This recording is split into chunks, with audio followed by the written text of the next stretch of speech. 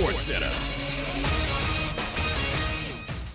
I'm Christine Lisi. Police in Colorado say they're investigating Grizzly star Ja Morant's actions from the weekend after he posted an Instagram Live video in which he displayed what appears to be a gun while at a nightclub. The department is investigating whether Morant may have broken any gun laws. He's away from the team as the NBA conducts an investigation.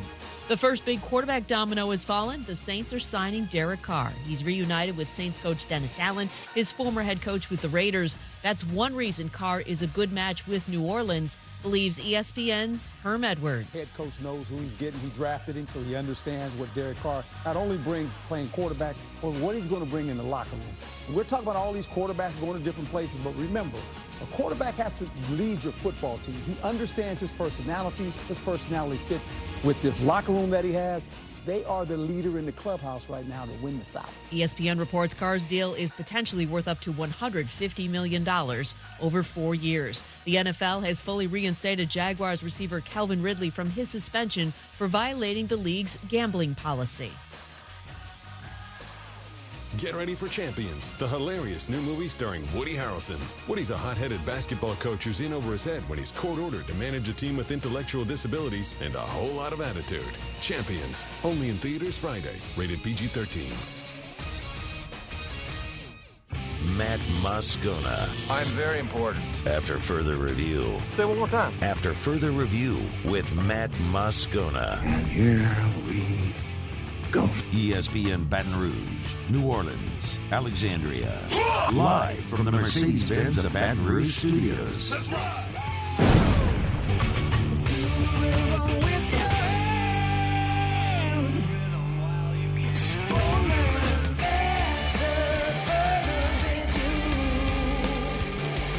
And off we go. Welcome aboard. Glad you're with us. AFR, presented by Relief Windows. I'm Matt. This is Shaq O'Neal, and I hate Matt. Paul O'Neal. They're chanting Paul O'Neal's name. Musu. And Mr. Toby Tomplay.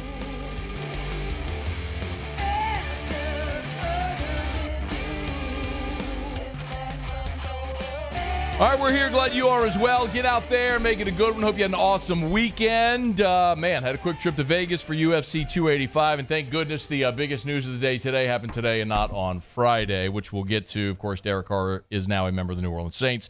I do want to talk about Brian Kelly's reaction. Looks like LSU knows its permanent opponents for the future SEC football schedules. Likely permanent opponents. We'll get to that. Ross Dellenger in hour 3. Mike Triplett next hour. We'll talk some LSU baseball. Ton to do. Glad you're here. Let us begin with the biggest news of the day. We learned early on Monday that Derek Carr and the New Orleans Saints had reached an agreement on a contract. That was reported by Diana Rossini and Adam Schefter and others. And then Derek Carr seemed to confirm it with a tweet. Very simple. A video of Tyrann Mathieu leading the Who Dat chant. And he simply tweeted the words, Who Dat, with the fleur-de-lis. So since that on Monday morning, we have now gotten confirmation from the New Orleans Saints as they have made it official. The Saints have officially announced the signing of Derek Carr with a welcome to New Orleans post on all of their social media. Derek Carr donning a Saints uniform. And a lot of the terms of the deal have been coming out here as well, which we'll get to in a moment. So, a lot of you, I'm certain, are expecting me to do one of the angry, red-faced rant things today. And I'm not going to do that. At least I don't intend to do that. I may raise my voice a bit, but that remains to be seen. And I want to start by being so abundantly clear how I feel about Derek Carr, the player, in 2023. Okay, because that's where I need to start. So there's no misgivings about what it is that I am saying. Because I was very adamantly opposed to the Saints trading for Derek Carr, giving up assets to take on a bad contract for an aging player. I was adamantly opposed to that. I was okay with the Saints signing Derek Carr at the right price. So I'll get to that. First, Derek Carr is a better option at quarterback in 2023 than anything else that was realistically at the Saints' disposal. Derek Carr in 2023 is a better option than Andy Dalton. Derek Carr in 2023 is a better option than Jameis Winston. Derek Carr in 2023 is a better option than Baker Mayfield or Hendon Hooker or anyone else they would draft or Jimmy Garoppolo or any other of the mediocre quarterback hodgepodge that's been bouncing around the league with a lot of the names that we have talked about over the last several weeks, okay? Of the realistic options in 2023, Derek Carr is better than all of them, okay? On the field. Are we clear about that? I think Derek Carr makes the Saints in 2023 a better football team. And there are some positives about Derek Carr. Derek Carr is a 4-time Pro Bowler. He has been to the playoffs twice, in 2016 and in 2021. He had 4 consecutive years of throwing for over 4,000 yards. That streak stopped this year when he didn't play the final 2 games of the season when he was benched. Had he played those final 2 games, he would have gone over 4,000 yards, so that would have been 5 straight seasons of over 5,000 yards. So there's a lot of stuff there to like about Derek Carr. Also, before I go any further, I understand fully that in order to have nice things, you have to be willing to pay for nice things. If you live in a place with dilapidated buildings and crappy roads, but nobody wants to pay money to fix the roads and build new buildings, you're going to have crappy roads and bad buildings. You want nice things? You got to be willing to spend money. I'm okay with that. I'm okay with spending money on a great quarterback because without a great quarterback, you're not winning at a high level in the NFL. If you're the Kansas City Chiefs, you should have no problem paying Patrick Mahomes $450 million over 10 years. If you're the Green Bay Packers and you gave Aaron Rodgers that contract a year ago, giving him $50 million, you should have no problem with that. He's an elite level quarterback that's going to put you closer to winning a championship, okay? Whatever Jacksonville is going to pay Trevor Lawrence or the Chargers are going to pay Justin Herbert, you should be okay with it because you got a great quarterback and you got to pay to have it. I'm good with that. Again, last year, a year ago, the Saints were in the Deshaun Watson sweepstakes. Cleveland gave Deshaun Watson $230 million. I would have been perfectly fine with the Saints giving Deshaun Watson that exact contract. Now, you could laugh and say all the off-the-field stuff, fine, but as far as on the field as a player, I would have been perfectly fine with that. Because with Deshaun Watson, I could have believed the Saints would win another Super Bowl. I do not believe that with Derek Carr, and that's my problem. The real question, for me anyway, is what is your goal, and can Derek Carr get you there? If your goal is, hey, we want to win games, and we want to make the playoffs, and kind of be in the mix and be relevant, Derek Carr can get you there. If your goal is to win the 2nd Super Bowl in this franchise's history, Derek Carr cannot get you there. I will definitively say that today. For as long as Derek Carr is the quarterback of the New Orleans Saints will not win a Super Bowl, period. It's 3:08 Central Time on Monday, March the 6th. Clip it, Muse. And if I'm wrong, play it 100 times and laugh at me. No one would be more excited to be wrong because it means the Saints would have won a Super Bowl. But here's what I know about Derek Carr. I know that last season, Derek Carr finished with 3,522 passing yards. That was the 3rd lowest mark of his career. He had 24 touchdowns and 14 interceptions, tied for the most in a single season of his career. He completed 60.8% of his passes. That was the lowest in his career. He had an 86.3 passer rating, also a career low. And that was after they added Davante Adams. Yeah, the Davante Adams, who was Carr's college teammate, best friend, and oh, by the way, happened to be arguably the best receiver in the NFL, playing with Aaron Rodgers, decided to go to Las Vegas to play with his best friend, and Carr had the worst season of his career. You have an aging quarterback who, the team that drafted him and knows him best, just kicked him to the curb. And you gave him $150 million. That's my problem.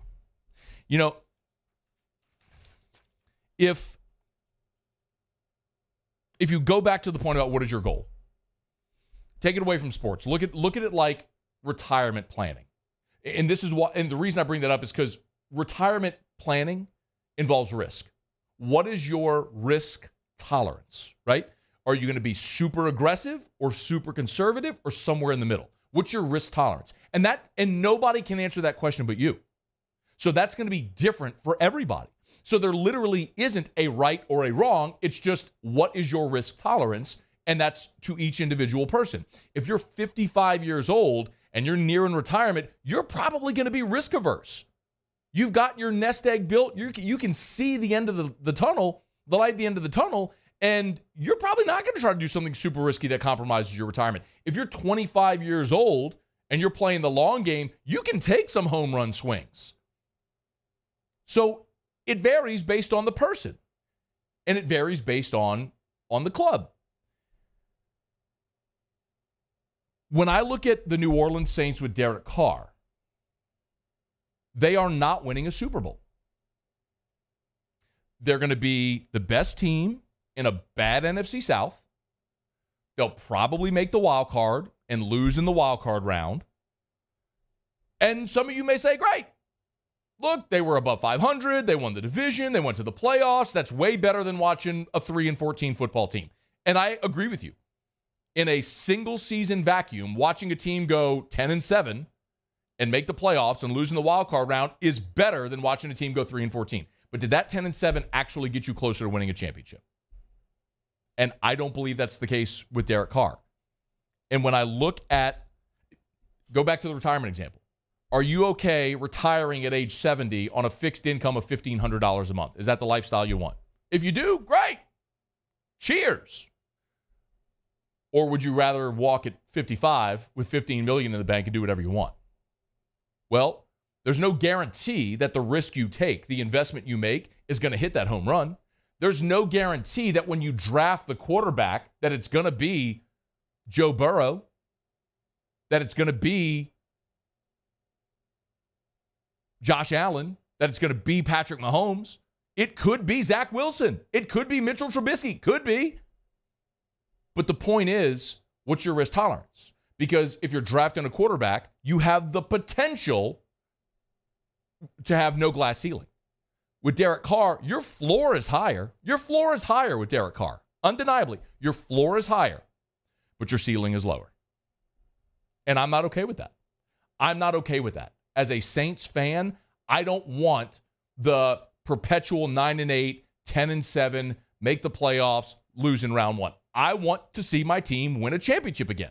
And it's not going to happen with Derek Carr. And for a team that is the most fiscally irresponsible team in the NFL, yes, they can make it work. They'll manipulate the cap and manipulate the numbers, but now what you've done is you put Derek Carr on your books for the next 5 years. And when you look at the numbers for this contract and what it's going to mean moving forward, that you're going to have a backloaded contract. So the further along Derek Carr's career he gets, the closer he gets to 40, he's going to count more and more against your cap, and it's going to put you in a bigger predicament in 2025 and 2026, and when he's got dead cap money in 2027 when he's not on the team anymore, and you're still going to have him counting against the cap. You are only prolonging the inevitable with what you're doing right now with Derek Carr. Are you going to win games? Yes, you're going to win games. Are you going to win championships? Absolutely not, and that's my biggest problem right now. I'll go back to it. The team that knew him best, the team that's had him for 9 years, the team that's invested in him, built around him, made him their franchise, just kicked him to the curb. Why? Because they knew.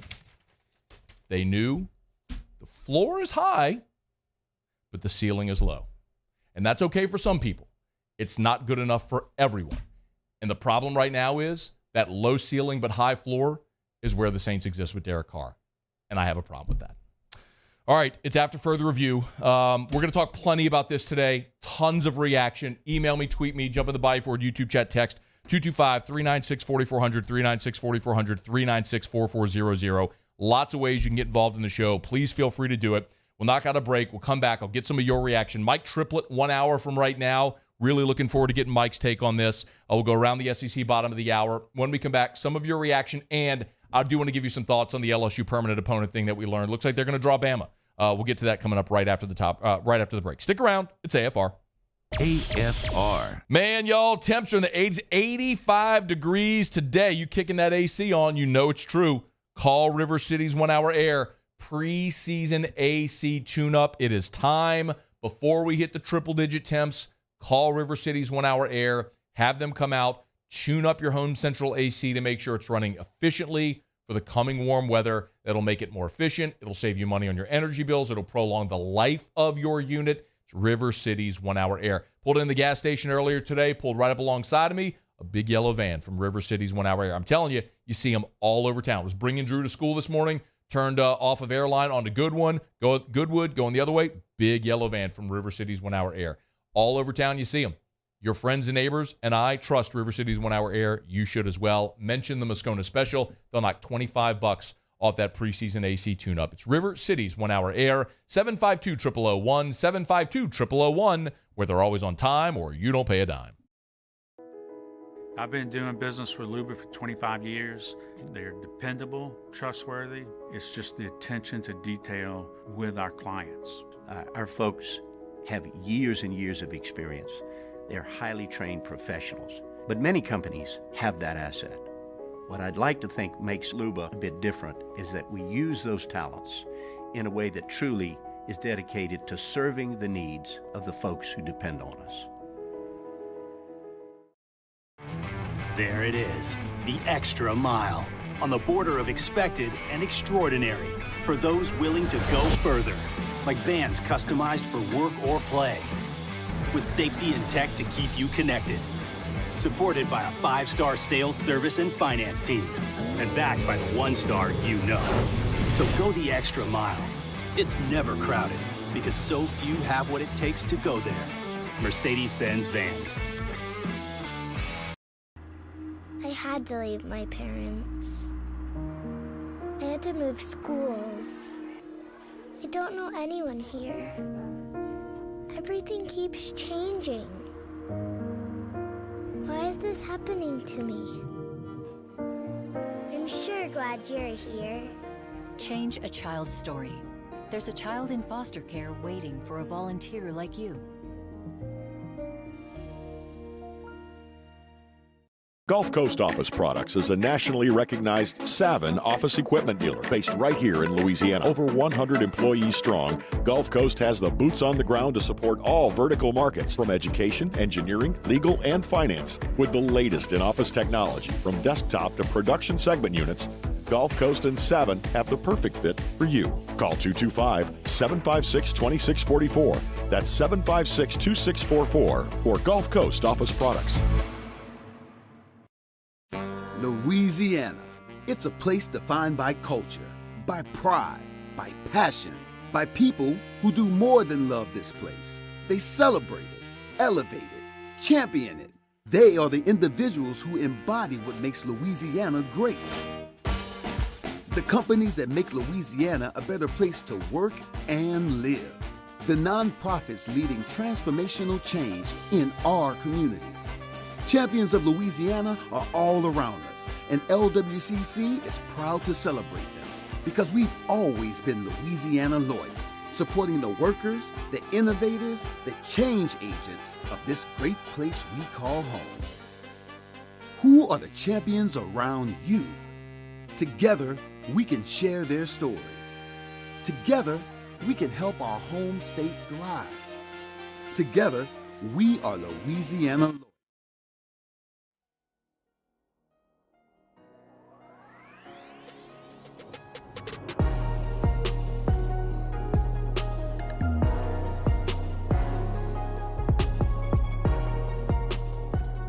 After further review with Matt Moscona, presented by Relief Windows. Windows, doors, siding. Call 288-8138 or visit reliefwindows.com. ESPN Baton Rouge, New Orleans, Alexandria. Had a good weekend in Vegas. Flew out Friday. Thanks, Muse, for hosting. Appreciate that on Friday.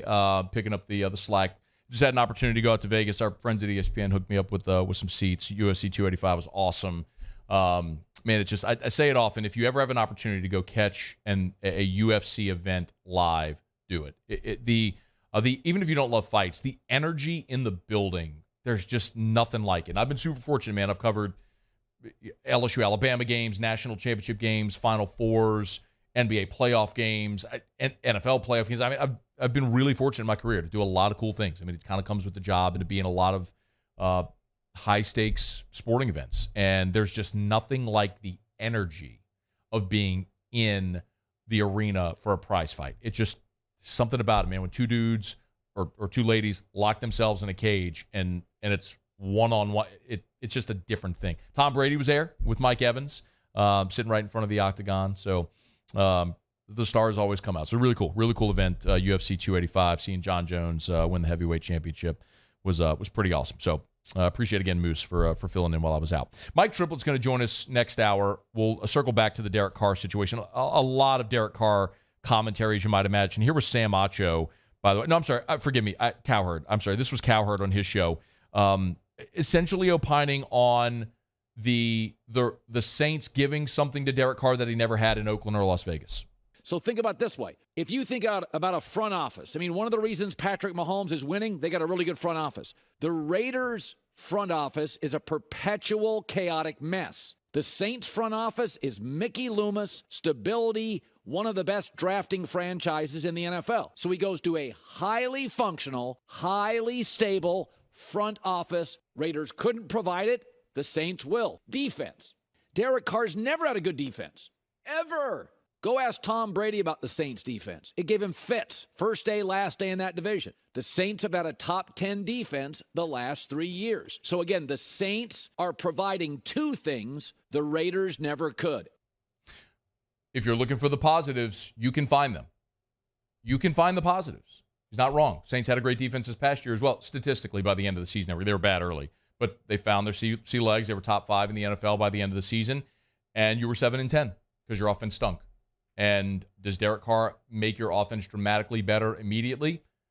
How much of that has to do with Pete Carmichael? How much of that has to do with retention of skilled players? You got to develop a running game somewhere along there as well. Is Michael Thomas back? That's going to be another big question because Michael Thomas tweeted today, thank you, Jesus, seeming like he's interested in coming back to New Orleans now with Derek Carr. So all that still to be determined, but plenty of Derek Carr conversation throughout the course of the show today. We're glad you're with us.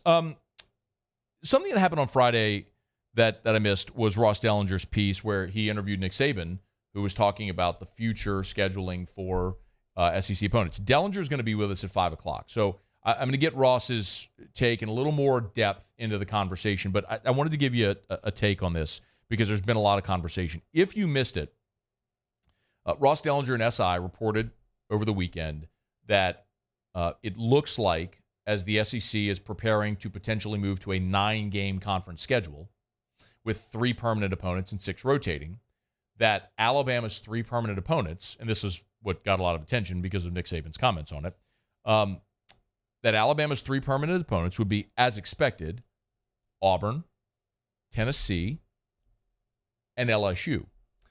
Auburn and Tennessee were expected. LSU was not expected because of kind of how we've talked about this a little bit with respect to how the league was going to match teams. The top teams in the top half of the league were going to play 2 games against each other and then 1 against the bottom half of the league. And then you'd reverse that for the teams in the bottom half of the league, 2 against each other and 1 against the top, which would make it more equitable. So Nick Saban was a little miffed whenever he said, whenever he learned that the 3 teams he was going to get. Brian Kelly spoke to ESPN on the record and said, I'll read you the quote from Brian Kelly. He said, I've been in this for 3 decades, and no disrespect to any of the other schools that we play outside of the SEC, but they just don't excite me. I want to play the best. I came here to the SEC because I wanted to play against Alabama. I want to play A&M. I want to play Auburn, the great teams. And in our new scheduling, we get to play Alabama every year, Ole Miss every year, and A&M. And that's really why I came down here. I want to play those games, and I think playing 9 SEC games is great for your schedule, and it prepares you for the opportunity to play for a championship, but also play for the national championship, end quote. So that was Brian Kelly. Nick Saban, again, questioned the fairness of having to play Tennessee, Auburn, and LSU every year. A couple of things. First of all, I'm genuinely surprised. And you can call me naive, because a lot of you would have thought LSU Bama was never going to go away. And I'm here to tell you, I knocked on a lot of doors last year at SEC Media Days. And the general feel for how the schedule was going to break down was how I described it. And that would have meant Alabama would have drawn Auburn, Tennessee, and the lesser team in the league. as it appears what the league has done is they've determined based on the last decade, Tennessee is a bottom half of the SEC team because they had a lot of bad years.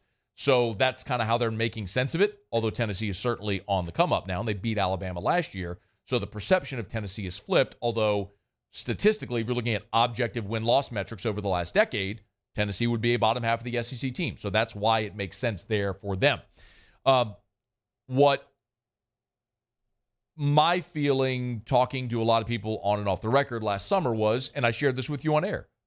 It wasn't plucked from the air. It was that LSU was going to draw A&M and the Mississippi schools. Well, as it turns out, they've got A&M, Ole Miss, and Alabama. So no Mississippi State. Instead, you get Alabama. So I'm genuinely surprised. Not necessarily at who LSU got. I'm genuinely surprised that the league is going to saddle Alabama with Auburn, Tennessee, and LSU.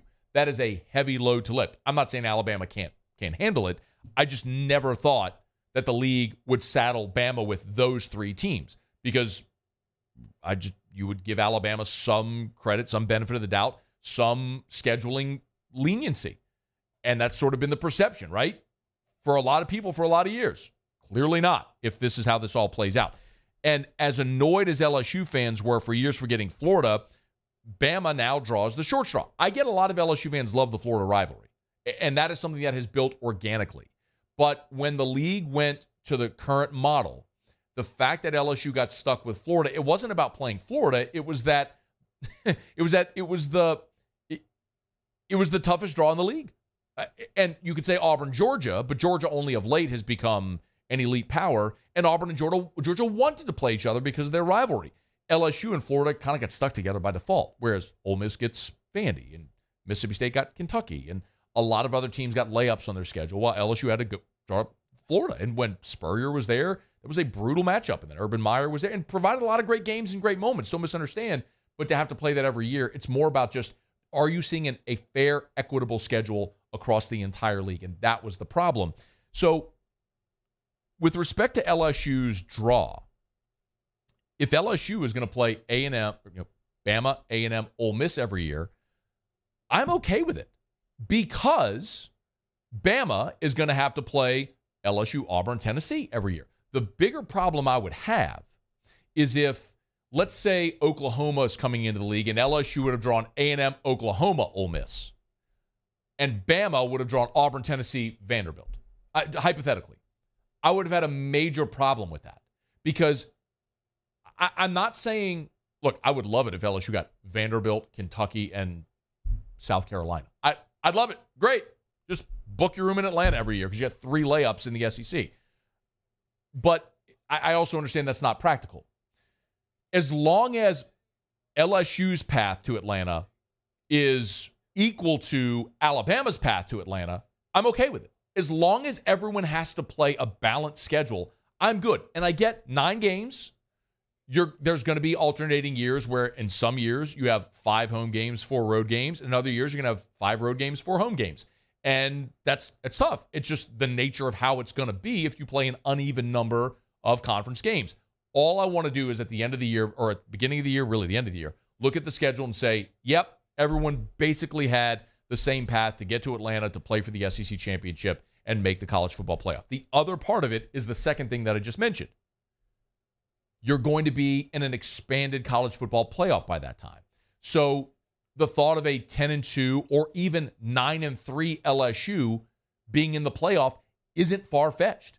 You can lose to a couple of top 10 SEC teams in the regular season and still get in that 12-team playoff because of an expanded playoff. The best teams are going to make it. It's not as rigid of having to win the league or having to get to Atlanta or having to be a one-loss team and have other things break your way to get into a 4-team playoff. That's why I'm really okay with it. And you preserve a game that a lot of people really like, but ultimately the only thing I wanted with respect to scheduling. Look, yes, there's a lot of things you want. I want to play every team in the league more often. I love the fact that in a 6-3 model, you're going to play every team in the league in 2 years. And over a 4-year span, you'll have played every team home and away at least once. Those are things that I think are fantastic for the league, for the sport, for the fans, for the players, for everybody. But at its most basic level, what I really wanted was just to have an equitable schedule. And if everybody has the same path, the same level of difficulty to make it, okay, then I'm good with however it were to play out that way. If you're able to preserve Texas A&M, if you're able to get Oklahoma and Arkansas playing again annually, or Missouri, however it may go, and that's good for the fans and the schedule, and it makes sense a lot of ways, great. Just as long as by the end of the season we look at the schedule and go, yep, Georgia's path was the same as Missouri's path, was the same as LSU's path, as Texas A&M's path, or Oklahoma's path, or whatever. So, yes, just I'm good with it. I would have been today screaming my head off if hypothetically Bama had drawn LSU, Auburn, Vanderbilt, and LSU had drawn Bama, A&M, Ole Miss.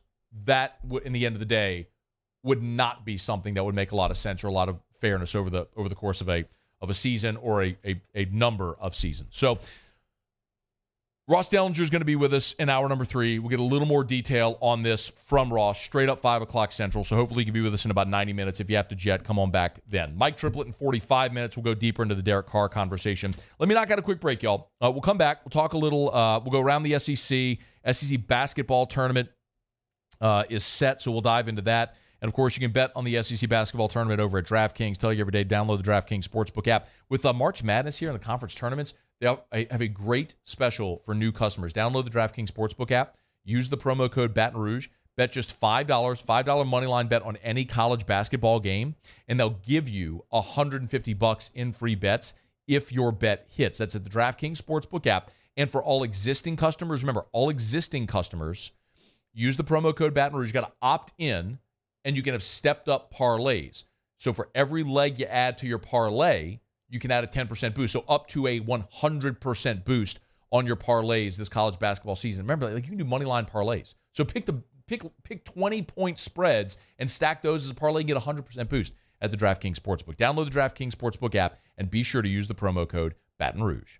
21 and older, physically present in Louisiana. Select parishes only. Bonus issued as free bets. Opt-in required. One free bet issued based on amount of initial losing NBA bet. Eligibility, wagering, and deposit restrictions apply. Terms at sportsbook.draftkings.com/basketball terms. Licensing partner Golden Nugget Lake Charles. Gambling problem? Call 1-800-GAMBLER. 1-800-426-2537. All right, it's after further review. I need to record a new disclaimer there. This is my bad. All right, we'll knock out a quick break. We'll come back. We'll go around the SEC. Some spring football storylines also in about 15 minutes from right now. LSU's on the practice field in 3 days. Thursday, LSU hits the practice field for spring ball. So a ton to do, and glad you're hanging out with us here on a Monday edition, a busy Monday edition of AFR. AFR. Brought to you by Rouse's, the official supermarket of the New Orleans Saints, and, of course, their new quarterback, Derek Carr. Go to Rouse's.com, Rouse's.com. It is crawfish time over at Rouse's, y'all. Live and boiled crawfish. Every single day, they got live crawfish. Call about availability and price to the Rouse's location nearest you. More than 60 Rouse's locations. And the thing you got to know about their crawfish at Rouse's is that they have boiling rooms in every location. So this isn't like it's being boiled off-site and then kept warm and then brought to Rouse's. No. These are boiled fresh daily at their in-house boiling rooms at Rouse's. So you want boiled crawfish, you want to make it easy, go on into Rouse's. When you walk in, go to the left to the seafood department. You'll see the hot and boiled kiosk. The boiled crawfish is already bagged and tagged and priced. Just grab it and go, and you got dinner for the family or a treat for yourself. That's at Rouse's, the official supermarket of the New Orleans Saints. Your Lenten home, it's at Rouse's. This feels like home. I had to leave my parents. I had to move schools. I don't know anyone here. Everything keeps changing. Why is this happening to me? I'm sure glad you're here. Change a child's story. There's a child in foster care waiting for a volunteer like you.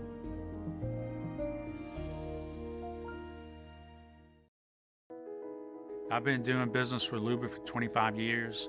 They're dependable, trustworthy. It's just the attention to detail with our clients. Our folks have years and years of experience. They're highly trained professionals. But many companies have that asset.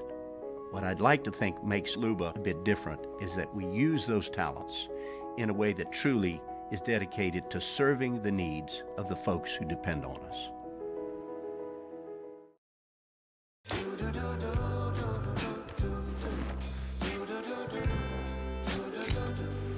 I've got that blue sky got that sunshine.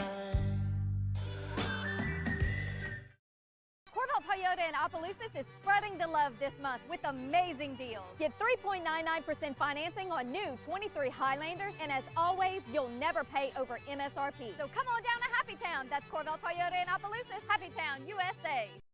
At Ochsner, we know healing is a team sport. That's why we've partnered with world-renowned orthopedic surgeon Dr. James Andrews to create the Ochsner Andrews Orthopedics and Sports Medicine Institute. Whether you're a professional athlete or a weekend warrior, our team of specialists are dedicated to getting you back in the game. So whatever your reasons are for reaching your personal best, we've only got one: you. Ochsner Andrews Institute. Long live you. Hi, I'm Brandon Landry, founder and CEO of Walker. Hi, my name is Dr. Craig Green. This is Ryan Terrio with HUDCORoofing.com. Hey, it's Matt Moscona. No matter how big your commercial roofing job, HUDCO can help. My patients come to me because they trust that I can get the job done at a high level. Ryan Terrio and Richard Tilley have the same level of trust when it comes to roofing. If you have a roofing issue, call HUDCO Roofing. Give us a call, 364-1007, and we'll come to your house and give you a free inspection. Gulf Coast Office Products is a nationally recognized Savin office equipment dealer based right here in Louisiana. Over 100 employees strong, Gulf Coast has the boots on the ground to support all vertical markets, from education, engineering, legal, and finance. With the latest in office technology, from desktop to production segment units, Gulf Coast and Savin have the perfect fit for you. Call 225-756-2644. That's 756.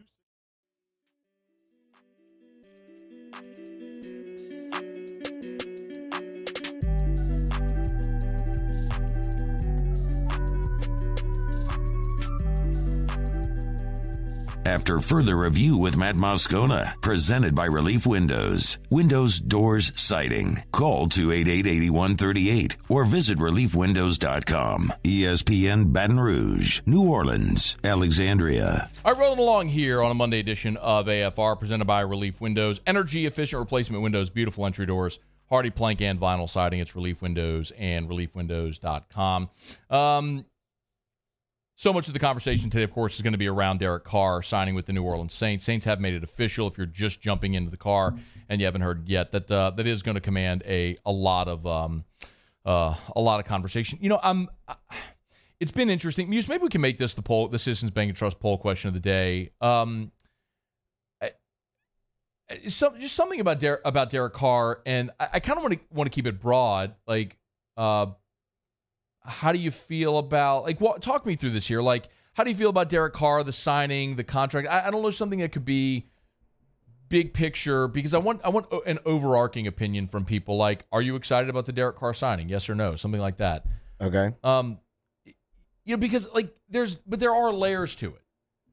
Because I agree, Derek Carr. Let's do it this way. Do you think will the Saints win a Super Bowl with Derek Carr, yes or no? I have that up there. I have, are the Saints a Super Bowl contender with Derek Carr? Okay, I don't want to put Did you already post it? Yeah. Okay, I can change it. I want this to be super direct.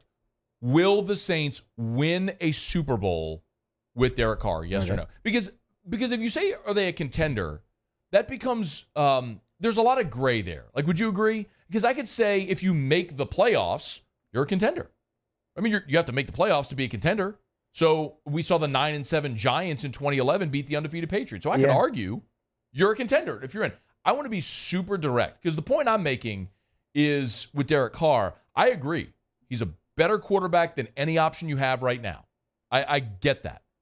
But if your goal is to win a Super Bowl, I don't believe Derek Carr will win you a Super Bowl. I do not believe that's possible. Your floor is higher, but your ceiling is lower. That's the point I keep getting at. So maybe that's the best way to answer. Let me ask you, do you think, Muse, that the Saints will win a Super Bowl with Derek Carr? No. Paulie, you're a New Orleans Saints guy. You got the big fleur-de-lis in the back glass of your truck. Will the Saints win a Super Bowl with Derek Carr? Yes or no? I hope so, but no. Okay. No, like, you had to bet Opal's future.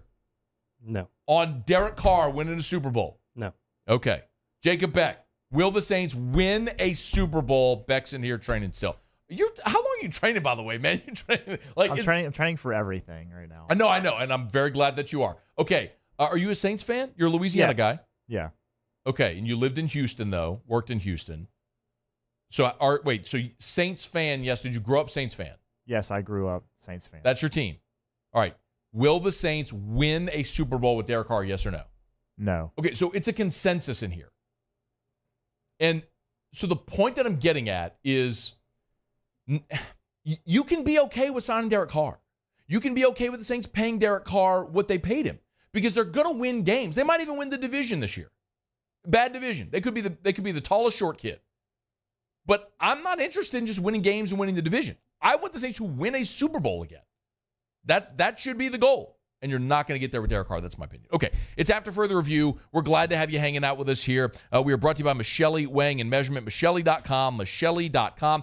They're always looking for qualified people as well to work over at Michelli. Flew this weekend. Tell you all the time, man, go to the airport, look at the scale in the airport that weighs your luggage. You'll see a Michelli sticker. Our nation's largest distributor of scales. But one of the coolest things about Michelli is how invested they are in our military veterans. If you're a veteran, if you serve this country, and if you're looking forward to what's next in your career, in your professional life, go to Michelli.com, hit the careers tab right at the top. You'll see veteran careers. You can start your next chapter. They're part of the DoD SkillBridge industry program.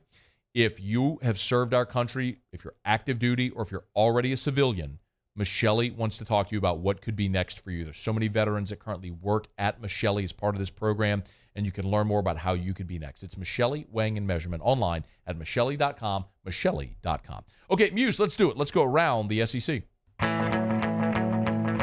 Around the SEC, presented by Gulf Coast Office Products, excellence in imaging solutions. All right, just going to run through the SEC men's basketball tournament real quick. We'll use this time here to do that. The SEC is also named the All-League team. So the awards go like this. SEC Player of the Year, Brandon Miller out of Alabama, who also is the SEC Freshman of the Year. How about Buzz Williams and Jerry Stackhouse sharing SEC Coach of the Year? The Freshman of the Year, as we mentioned, Brandon Miller. Co-Sixth Man of the Year goes to Javon Quinterly of Bama and Antonio Reeves out of Kentucky. Defensive Player of the Year, Liam Robbins from Vanderbilt. Scholar Athlete of the Year because, of course, they are student athletes after all, right? Kobe Brown out of Missouri. The only LSU player honored by the SEC, as you might expect, KJ Williams, second team All-SEC. The SEC men's basketball tournament is set. Alabama, your one seed. How about the job Buzz Williams did? That's a Scott Woodward hire, by the way, over at A&M. Maybe a little bit more reason for optimism around Matt McMahon giving him the time is the job Buzz Williams has done at A&M. Again, the Scott Woodward hire when he plucked him away from Virginia Tech. So A&M, the 2 seed. Kentucky is your 3 seed in the men's basketball tournament. Missouri, your 4 seed. Tennessee is the 5. LSU is the 14 seed, so it'll basically go like this. Wednesday, the first game of the tournament will be 12-seeded South Carolina against 13-seed Ole Miss, and then the second game of the day will be the 11-seed Georgia against 14-seed LSU. So more than likely, LSU's basketball season will come to an end on Wednesday when they play Georgia at the SEC men's basketball tournament, unless if they're somehow able to pull a win, and if they do, the winner of that game would play Vanderbilt on Thursday night. All right, there you have it. That is Around the SEC, presented by Gulf Coast Office Products. Shout out to our guy, Trey Beal, and our friends at Gulf Coast Office Products online at GCOPnet.com.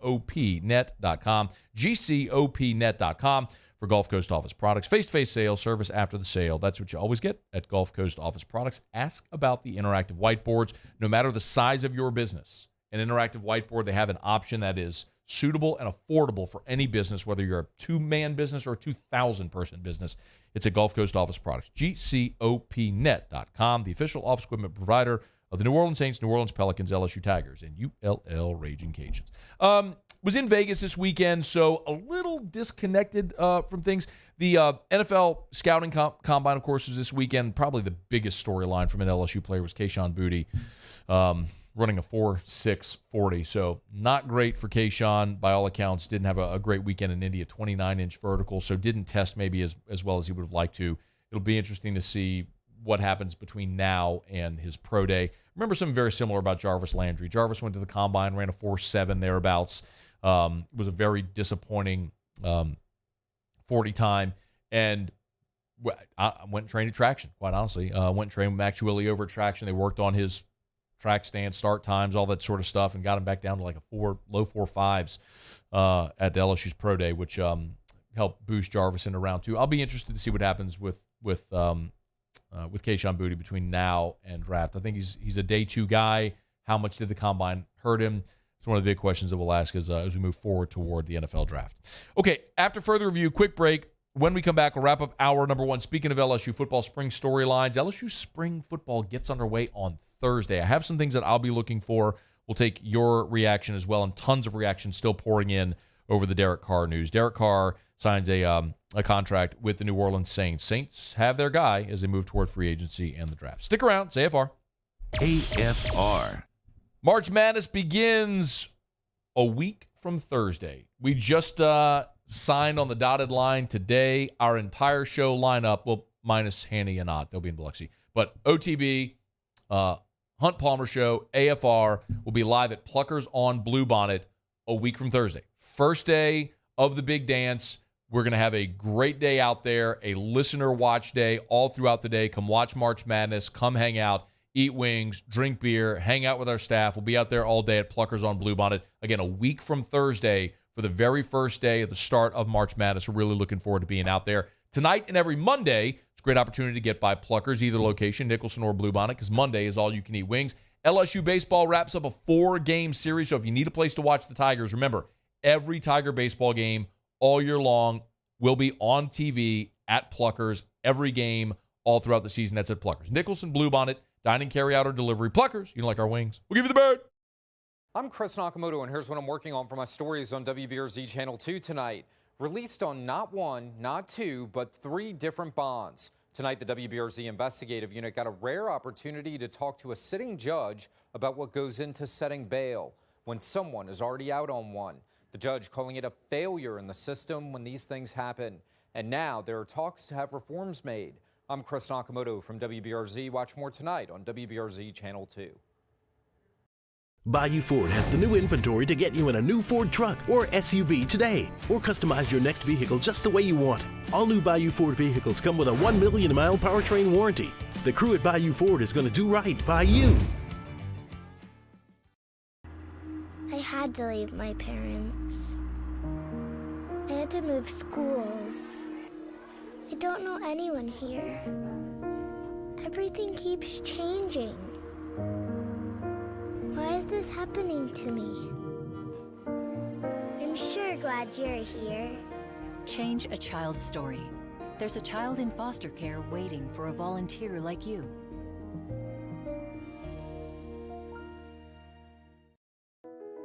I've been doing business with Luba for 25 years. They're dependable, trustworthy.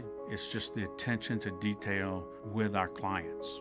Our folks have years and years of experience. They're highly trained professionals, but many companies have that asset. What I'd like to think makes Luba a bit different is that we use those talents in a way that truly is dedicated to serving the needs of the folks who depend on us. At Auctioner, we know healing is a team sport. That's why we've partnered with world-renowned orthopedic surgeon Dr. James Andrews to create the Auctioner Andrews Orthopedics and Sports Medicine Institute.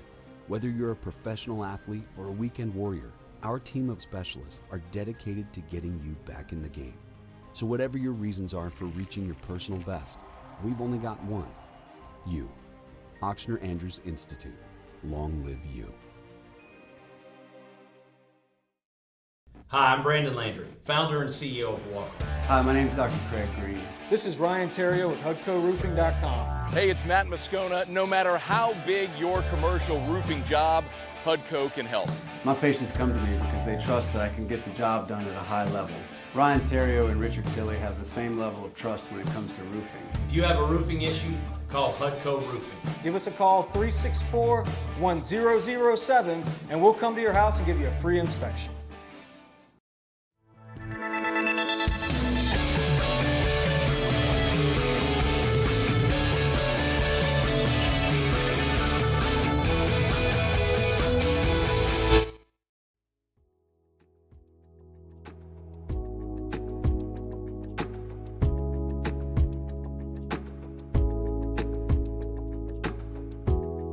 after further review with Matt Moscona. Presented by Relief Windows. Windows, doors, siding. Call 288-8138 or visit reliefwindows.com. ESPN Baton Rouge, New Orleans, Alexandria.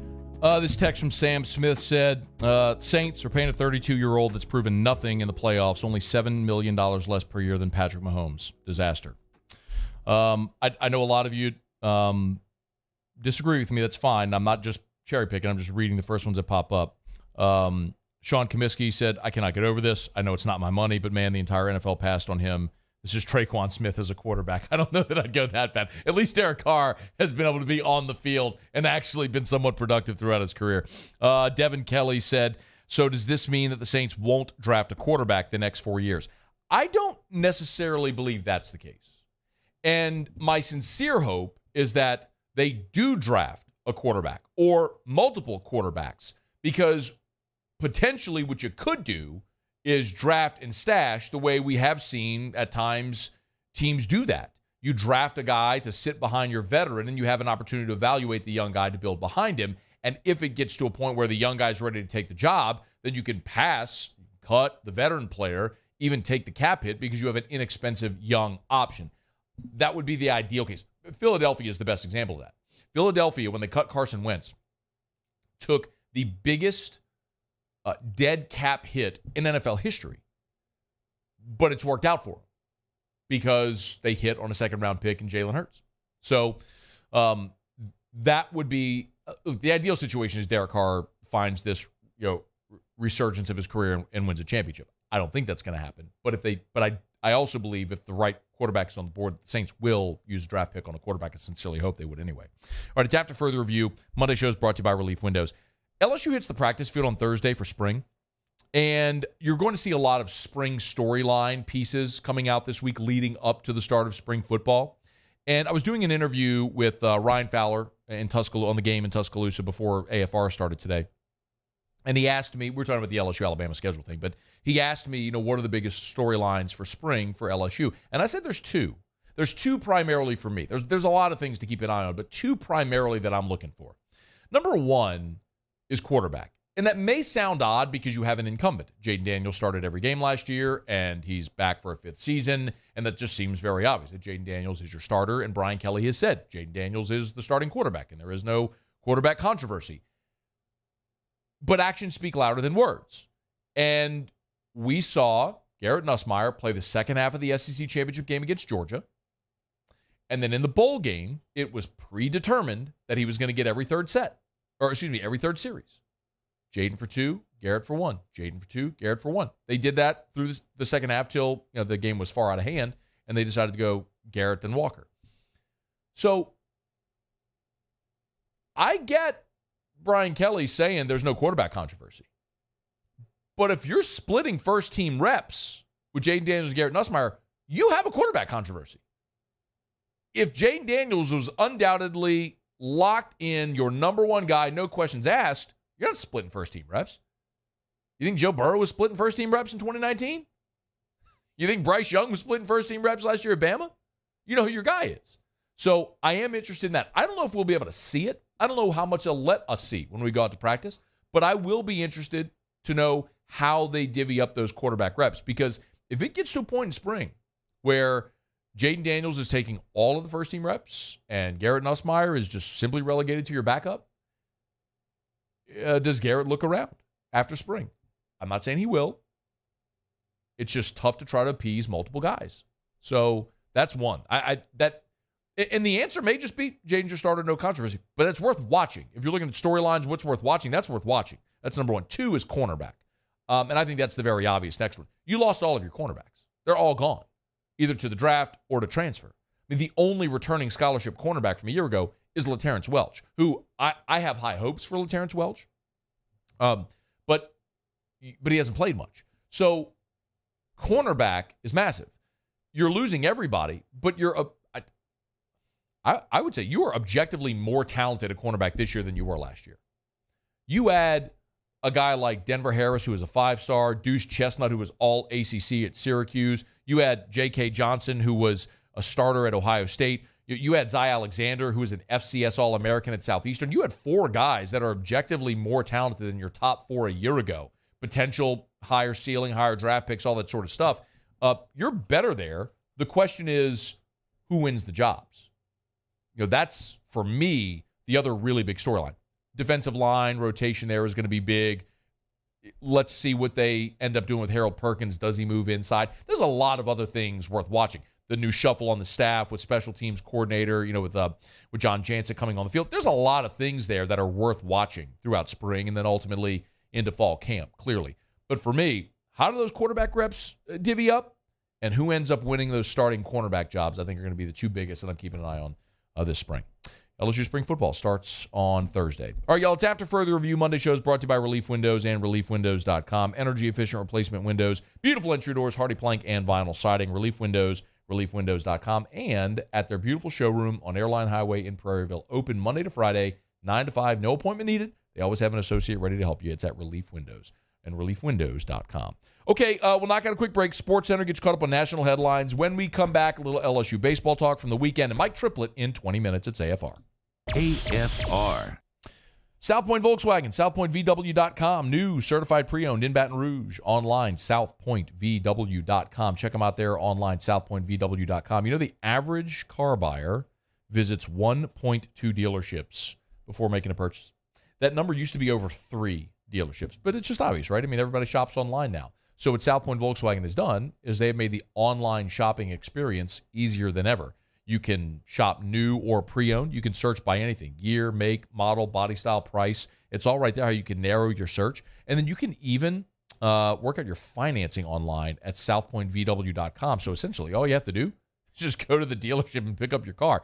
Airline just north of Highland at South Point Volkswagen. They are Louisiana's largest volume Volkswagen dealer. The cool thing about the website as well is it's not like stock factory photos. It's photos of the actual vehicle that's there on the lot at South Point Volkswagen. Airline just north of Highland or southpointvw.com. For South Point Volkswagen, what's your direction? Gulf Coast Bank and Trust is giving our customers the power to bank anywhere, anytime during this challenging event. And we're right there with you. Our mobile banking app is a smart way to manage your money and time. Gulf Coast Bank and Trust, the bank that cares about you. I had to leave my parents. I had to move schools. I don't know anyone here. Everything keeps changing. Why is this happening to me? I'm sure glad you're here. Change a child's story. There's a child in foster care waiting for a volunteer like you. Bayou Chrysler Dodge Jeep Ram has $10,000 off new 2022 Ram 1500s. 2022 Ram 1500 trucks on our lot now with $10,000 off MSRP. All new Bayou vehicles come with a 1 million mile warranty. If you need sales or service, the crew at Bayou is going to do right by you. Louisiana. It's a place defined by culture, by pride, by passion, by people who do more than love this place. They celebrate it, elevate it, champion it. They are the individuals who embody what makes Louisiana great. The companies that make Louisiana a better place to work and live. The nonprofits leading transformational change in our communities. Champions of Louisiana are all around us, and LWCC is proud to celebrate them because we've always been Louisiana loyal, supporting the workers, the innovators, the change agents of this great place we call home. Who are the champions around you? Together, we can share their stories. Together, we can help our home state thrive. Together, we are Louisiana loyal. Always.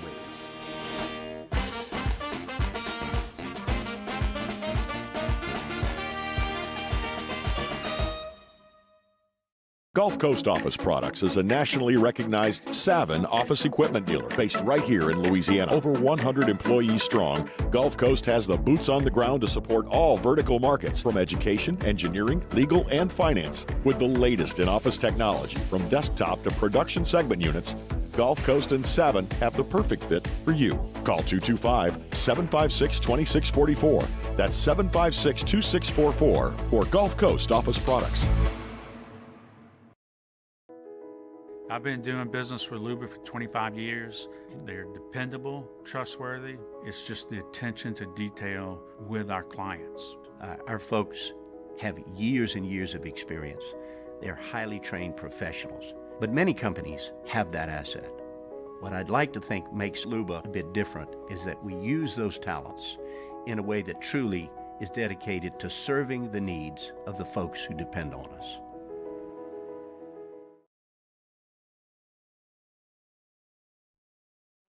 This is SportsCenter. I'm Christine Lisi. Police in Colorado say they're investigating Grizzly star Ja Morant's actions from the weekend after he posted an Instagram Live video in which he displayed what appears to be a gun while at a nightclub. The department's investigating whether Morant may have broken any gun laws. He's away from the team as the NBA conducts an investigation. Derek Carr has made his decision. The Saints are signing the former Raiders quarterback. A good move for New Orleans, believes ESPN's Louis Riddick. This is a perfect guy for a guy like Chris Olave to take his game to the next level. This is a perfect guy for a guy like Rashid Shaheed to take his game to the next level. You're talking about two second-year players that are dynamic wide receivers that are going to have a guy who's going to be invested, who's going to be there, who knows how to win. I love the fit. He's the best quarterback in the division already. Reportedly, Carr's deal could potentially be worth up to $150 million over 4 years. Ravens Executive Vice President Ozzie Newsome told the Bernie Kosar show today that talks with quarterback Lamar Jackson on a long-term deal will go to tomorrow's 4 Eastern deadline. If there is no deal by then, they'll use the franchise tag on Jackson.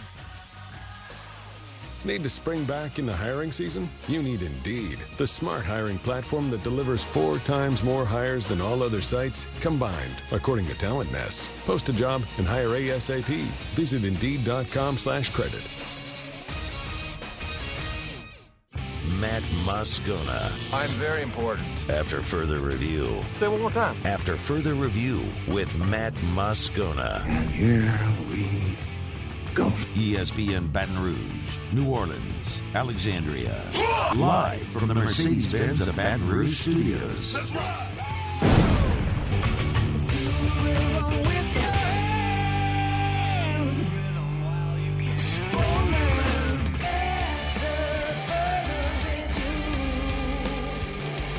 Hour 2, off we go. Welcome aboard. Glad you're with us.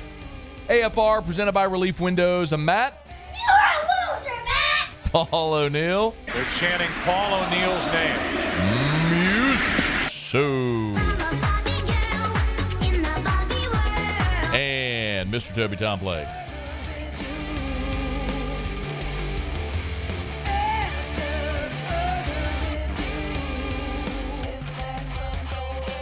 All right, we're here. Glad you are as well. Get out there and make it a good one. Mike Triplett here in 15 minutes from right now, of course, from New Orleans.football. Mike's with us every Thursday during the NFL season, so had to tap into Mike today as the Saints have signed Derek Carr. We'll get some LSU baseball in just a second. One thing I think we all agree on, Sam Acho said this earlier today on First Take, that in a bad NFC South, the Saints automatically go to the top with the addition of Derek Carr.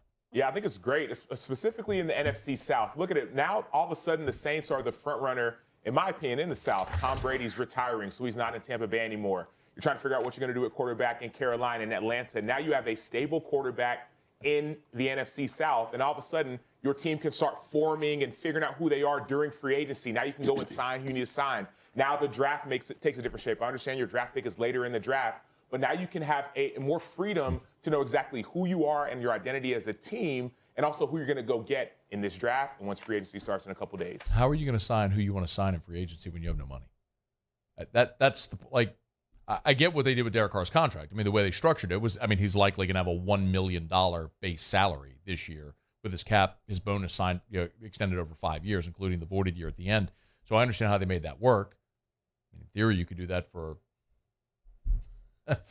everybody you want to go sign, but it's also not realistic. It's not the case. So remember, they still have to shave more money out of the cap. They'll do it. I mean, Andrews P, Jameis Winston, we know who the cap casualties are going to be, but you also have to leave money to sign your draft picks and whatever free agents you want. So a lot of work still to be done here for the New Orleans Saints. We'll talk more about that again with Mike Triplett about 10 minutes from right now. Muse, give me a poll question update if you would, if you got it handy. hit refresh real quick. And will the Saints win a Super Bowl with Derek Carr? That's today's Citizens Bank poll question of the day. 73.3% say no. They know. I see. So it comes. Listen, here's a text from Bronson Bridges, who said, Matt, I'd rather be relevant the next 3 to 4 years and try drafting your future than to win 5, 6, 7 games and find your guy in the draft. Says Hartley. I think he means Harley, but we'll get you out of cap hell when the time comes. No, he won't. So first of all, if you think Kai Harley is going to get you out of cap hell, no, he won't. No, he won't. The only way, I'm going to say this again. The only way the Saints will ever be able to get out of that scenario is to stop spending. Stop spending as the cap goes up and your expenses come down. Like, that's the only way. All of these bad contracts will cycle off, will purge off, and then you regress to the mean. Like, that's the only way. There's no cap gymnastics. The cap gymnastics are what you do to restructure bad deals to get you within cap compliance and kick the can down the road. So if you're just saying, oh, he'll figure it out, I mean, he'll figure it out to get you within cap compliance, but it's never going to be a situation where you have a healthy enough cap situation to overcome all of the bad deals until those bad deals purge off. So this goes back to the point, though, where he said, I'd rather be relevant the next 3 to 4 years and try drafting the future than to win 5, 6, 7 games. Okay, define relevant. You want to define relevant? 3, 4 years? Okay. You want to go 9-8, 10-7, win the division, maybe be a wild card team, lose early. You want to do that? Okay. But you're never getting closer to winning a championship. You are perpetually what the Bengals were with Andy Dalton. You're a team that's always going to win some games, but you're never going to win a championship. That's the problem. So what do you want to be? That's where there is no right or wrong. That's where it really is just your personal opinion of, like, it goes what I said in the open. It's all about risk tolerance. Like, there is no right or wrong way to invest for your retirement. Some people are going to have a really aggressive approach. Some people are going to be more conservative. Some are sort of in between. It's just what suits you. And for me, I'm not interested in being 9-8, 10-7 every year and losing in the wild card round. I'm not interested in that. I want the moonshot. I would rather draft a quarterback now every year until I hit on my franchise guy that's going to be my guy for the next 10, 12, 15 years. Because that's how you're going to win in the end. That's how you're going to win championships in the NFL. All right. We'll talk more about that with Mike Triplett in less than 10 minutes from right now. LSU baseball, they'll play the 4th game tonight of their weekend series. Tigers won the first 3. I mean, they blew out a bunch of bad teams. I want to say again, like, your final scores, you beat Butler 12-2. Offense was a little slow getting started. Paul Skeens was awesome. And then you run-ruled Central Connecticut State in back-to-back days. You beat them 26-4, and then yesterday 13-0 behind some really good pitching, which we'll talk about in a second. But last week when LSU went to Round Rock, there was a lot of people flipping out over losing to Iowa and all the strikeouts and everything. And my point then was I would always, always, always rather go to Round Rock, play those teams, have some things maybe get exposed that you can tweak and work on, than to be at home and run-rule Central Connecticut State in back-to-back days. What did we learn about LSU this weekend? Not a whole lot, quite honestly. I mean, you won 3 straight games via blowout, and you're going to blow out Butler today at the box. So there's some stuff that I want to get to, but overall, that's the underlying point. I'm glad they went to Round Rock and lost to Iowa. I'm glad they went and played on a Tuesday night last week in Austin, because you're going to learn more about your team challenging yourself than you are in whatever you're doing in these glorified scrimmages here this week. Paul Skeens was awesome again.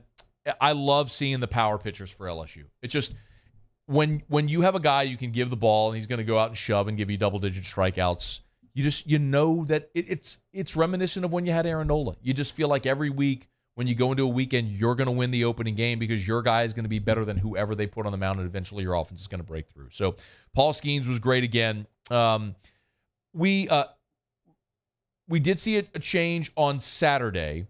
No Riley Cooper. It was Ty Floyd, and Ty Floyd pitched exceptionally well. He gave up a home run in the first inning, but after that, just 3 hits on the ball game, the 1 earned run, 6 strikeouts, 1 walk. He threw 77 pitches. And Thatcher Hurd is going to get the ball tonight. Again, Thatcher Hurd pitched last week on Tuesday against Texas, now on Monday this week. So theoretically, You could bump him into the weekend next weekend if you want to, based on how they evaluate all this, which is something I'm confident that Jay's going to do. But Ty Floyd was really good. The other thing that we saw on Saturday was Tommy White get going. He hit a couple of home runs, his first home run as an LSU Tiger, and that was really good to see. And with White swinging the bat well, and with Trey Morgan playing a really solid left field, and with Jared Jones struggling at the plate, it's fair to ask this question now.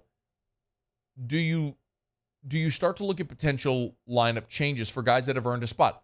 For example, you came into the season knowing you were going to have a little bit of a battle at second base. It was Gavin Dugas, it was Gavin Guidry, it was Ben DePolt, and we were going to see I'm blanking. The kid from Dutchtown. Help me, Muse. Was it Jack Merrifield? Merrifield. Thank you. Those four guys. Forgive me, Jack. Great kid, a good player. I just completely blanked. My apologies. There was going to be a rotation there, and Gavin Dugas just put a stranglehold on it the opening weekend and just hasn't let go. Awesome. Like, you want that. You want someone to just go win the job. So, Jared Jones earned the opportunity to play early. Well, Saturday, he went 0 for with a couple of strikeouts. Sunday, 0 for 3 with 3 strikeouts. If you're not going to put the ball in play, and not only are you going to be an out, but you're not putting the ball in play, like, that's a problem. And on the flip side, you have a guy like Cade Beloso who starts hitting yaks. Now, I get it. You're playing Central Connecticut State. But Beloso's played a ton of baseball, and he was going to be your opening day DH a year ago until he had the unfortunate injury. Do you say, you know what? I don't know what Jay's going to do. I'm just saying, like, these are hypotheticals that could be playing out in his mind that make sense. Trey Morgan's playing a really good left field. And when Tommy White's ready to play third, he can go play third. And Cade Beloso can go play first. And I get his bat in the lineup. And then I can DH Joe Bear and Jones based on matchups, whoever I think is better that day. And now you have your best lineup in the field. Now you have your best lineup, and you have competent guys in the field because Morgan's playing a really good left field. You don't need me to say I told you so. I've been saying that for a long time. But Morgan's going to be a left fielder, or he's going to be an outfielder either way at the next level. And you're seeing it. He's an athletic dude that can play in the outfield. And by the way, he obviously handles his stick really well still. So that's one thing worth watching. Like, I'll be very interested to see what lineup Jay runs out there today. And then we got to see on Sunday, yesterday I was flying home from Vegas. Yesterday I was watching this game on the plane. Chase Shores extended for the first time. He threw 73 pitches. Went 3 2/3. It had been predetermined the past couple of weekends. He was only going to go through the lineup once. He went through the lineup twice. Went 3 2/3. He struck out 4, walked a couple, but it was nice to see him extend. Ackenhausen was really good again, coming out of the bullpen, winning inning in a third. Griffin Herron had some issues, and then Garrett Edwards came and picked him up, and then Christian Little finished it. So, look, it was a really good weekend on the mound, I think, overall for LSU. The offensive numbers are going to really tell the tale for a lot of people, but overall, you had 3 games against bad teams. You dominated 3 times. Go do it again tonight with Thatcher Hurd on the mound, and then we'll see what it looks like next weekend, depending on how Hurd pitches today. All right, it's after further review. We're not got a quick break. The Derek Carr situation, of course, is the headliner of the day. We're talking about it throughout the day today. Mike Triplett, NewOrleans.football, is going to join us next to get some reaction to the Derek Carr news and to look ahead as well. We're glad you're here. It's AFR. AFR. Brought to you by Darren James and Associates, brokered by eXp Realty. Every home listed by every company, all in one place. Agent225.com. You know where to find him. Agent225.com. If you need Darren James, if you need to sell your home, you need Darren James. No one sells more real estate than Darren James in Louisiana. That's objective fact. So on the Wall Street Journal's list, the top 1,000 realtors in America. Darren James, no one's going to work harder to get your home sold faster for more money. And maybe best of all, when it comes to Darren James and his team, Darren makes you feel like you are his only client. It's one of the things we tell you all the time about the raving fan reviews. The thing you hear consistently is people rave about Darren, the team, the attention to detail, the communication, being up to date with all the information. I don't know anyone that's better at using all of the different technology and tools and apps to keep you up to date and your home buying or home selling process smooth and stress-free. If you need to sell your home, you need Darren James. Think real estate, think Darren James. There it is, the extra mile, on the border of expected and extraordinary, for those willing to go further, like vans customized for work or play, with safety and tech to keep you connected, supported by a 5-star sales, service, and finance team, and backed by the 1-star you know. So go the extra mile. It's never crowded because so few have what it takes to go there. Mercedes-Benz Vans. I've been doing business with Luba for 25 years. They're dependable, trustworthy. It's just the attention to detail with our clients.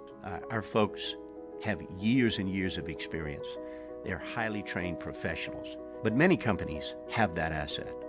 What I'd like to think makes Luba a bit different is that we use those talents in a way that truly is dedicated to serving the needs of the folks who depend on us.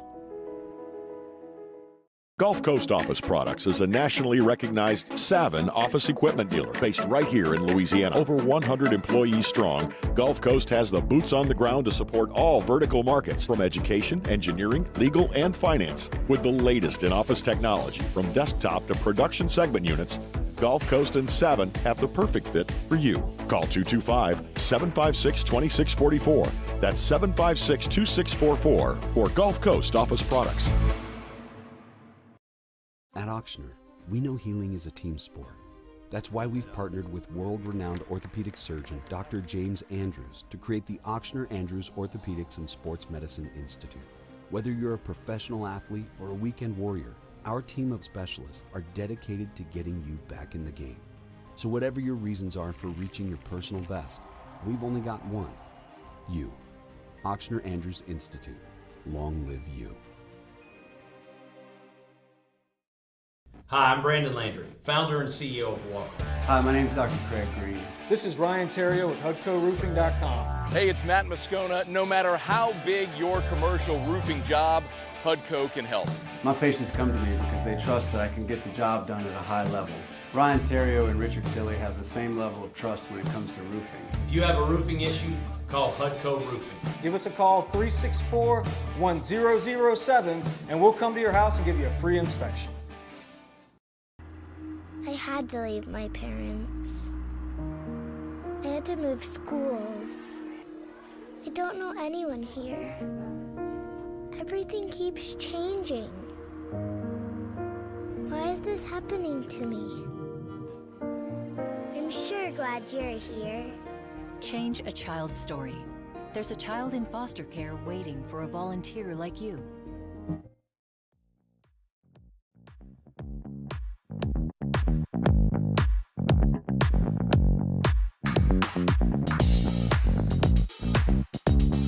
After further review with Matt Moscona, presented by Relief Windows. Windows, doors, siding. Call 288-8138 or visit reliefwindows.com. ESPN Baton Rouge, New Orleans, Alexandria. All right, Saints got their guy, Derek Carr, officially assigned with the New Orleans Saints. Saints have made it official via release. It was reported earlier Monday. Our buddy Mike Triplett from NewOrleans.football, good enough to join us for some reaction. Mike, we appreciate you as always, man. How are you? Doing well. How you doing? I'm doing okay. Not so good. It doesn't look like you're doing so good, actually. Well, look, man. All right, there's a lot of layers to the conversation. Yeah. Yes. All right, let me start first of all with your reaction on not only the signing, but also the timing and how it all came together based on what you've been able to gather so far. All right. Well, yeah. I'll do a couple things. First of all, just reacting to the deal on its own. My reaction back in January, when I saw, the Raiders are going to look to trade Derek Carr, here's what's left on his deal, and you got to get a pick to get him. I was like, ooh, that seems really steep. Like a pick and all that money. And so I was just as hesitant as probably anybody who is not completely sold on Derek Carr is. But when you compare, all right, maybe he's worth a mid-round pick, maybe he's worth $38 million a year, the fact that they now get him without having to trade any picks, and really it's just $30 million a year over the first 2 years with sort of like a $40 million option in year 3 and a $50 million option in year 4. I mean, it really feels like great value. So whether you were sold on Derek Carr or not, the price should not be what you don't like anymore. The price is right in line. As I just wrote, I don't know if it's up yet, we're a couple years away from that being like the 15th highest paid quarterback in the league. And I think a lot of people would rank him somewhere between the 10th and 15th best quarterback in the league. So the deal itself, I think, is great. And I think one thing that should be considered a win for the Saints is I think the only alternative that I understand why a lot of fans liked would have been sort of the full rebuild. Let's go full rebuild. But once the Saints determined that they were in it and they wanted to keep trying to win, you have to consider this as a win, because this was their number one target, their number one guy, their plan A. They didn't have a good plan B.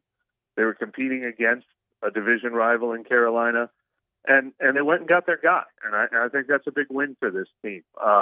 It shows that a top quarterback who had all these options, he likes what they were selling him. I think the team and the quarterback both believe that they should go and win this division now. He objectively makes them better than any other option, right? Derek Carr is better than Andy Dalton or Jameis or a rookie, or he is an objectively better option. I think the big question is, what is their ceiling with the team as it's constructed? So let's talk a little bit about how they proceed now. So they got their quarterback. Mike, what else do they have to do? Okay, let's start with just getting within cap compliance. What else can we expect for them to get within cap compliance? Oh, that they can do with restructures. We put pencil to paper, and we could get them $30 million under the cap without cutting anybody if they didn't want to. We know they are going to cut Jameis Winston. They might not actually cut Michael Thomas, but they are done with Michael Thomas's old contract. If they re-sign him, it'll be like they're signing a new free agent, because it'll be a brand new deal. And Carr himself, his first year cap number is only going to be $7 million. So yes, of course, that means cap dollars waiting for them in the future, but no different than any other year with this team. I mean, and frankly, we probably would have been talking about how it was no big deal if it wasn't for COVID. It's turned into a big deal, but we know it'll never stop them from being competitive. So what they have to do next, I don't see any other positions where they have to go and spend big in free agency. I think whether it's keeping Michael Thomas or replacing Michael Thomas, I think they will spend on that mid-tier pass catcher, somebody that is the big physical, contested catch pass catcher, wide receiver, or tight end. They've made it clear they need that in this offense to complement Chris Olave and Rashid Shaheed and Juwan Johnson. And then all the other needs, I think, could become draft needs, and now you don't have to use a draft pick on a quarterback. So 29, 40, 71, defensive tackle, and the defensive line in general, and then a running back. A running back is a must at some point this offseason, but those are needs I think you can address in the draft.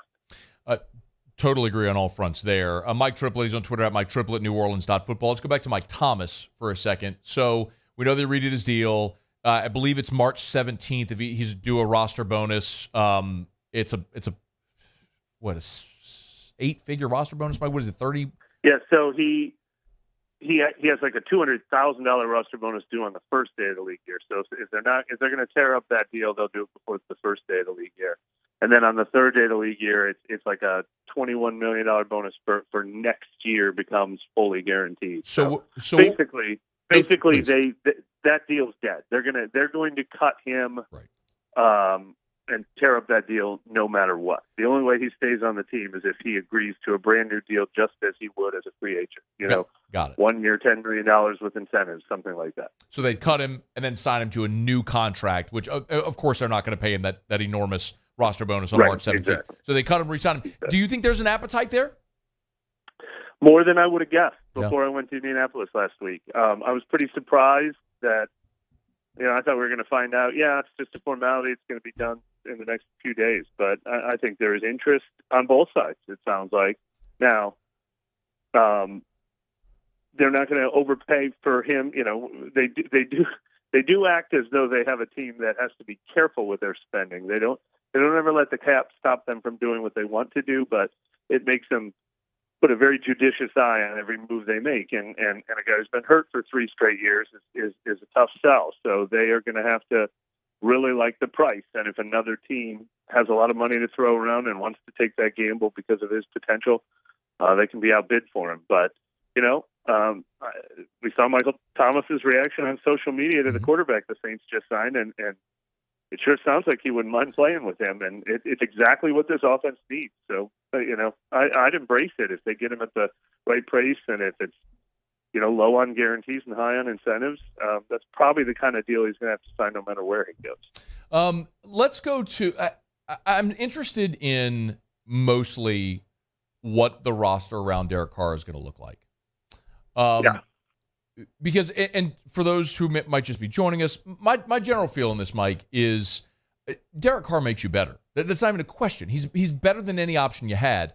But I don't think you're winning a Super Bowl with Derek Carr, and I think he's going to progressively get worse throughout his contract. That's my opinion. But I think we're seeing a declining player who's going to continue declining as his contract number goes up, so I don't like that. You and I were tweeting back and forth a little bit. So, my point essentially is I don't like how the Saints sometimes have handled cap and free agency, and this only puts them in more of an issue. Sure. Give me your sense of the numbers and what this does to the Saints. We talked about the contract for Carr, but what it does to the Saints contract situation or cap situation as a whole. Well, a couple different conversations there. So, yes, on Twitter, I challenged you to have this conversation today because the one argument that has bugged me, I do not mind if people don't like the way the Saints manage the cap. It's you play with fire, and if something like COVID happens, you really get burned. And, it feels like you're always spending every offseason getting under the cap. And, yeah, you envy the team. Look what the Atlanta Falcons just did. The Atlanta Falcons, with Terry Fontenot, just took an exact opposite approach. They were way over the cap 2 years ago. Now they're way under it. They traded away Matt Ryan, traded away Julio Jones, said, we want to start over, start fresh. That's an approach you can choose.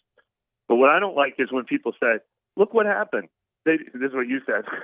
They couldn't afford to re-sign Trey Hendrickson, and they couldn't afford to re-sign Marcus Williams because of how they managed the cap.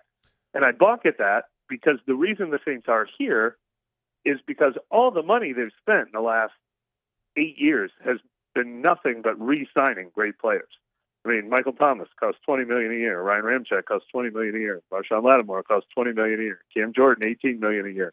DeMario, $15 million a year. Alvin Kamara, $15 million a year. Teron Armstead for a while was costing $15 million a year. They just happen to have a lot of Drew Brees for many of those years.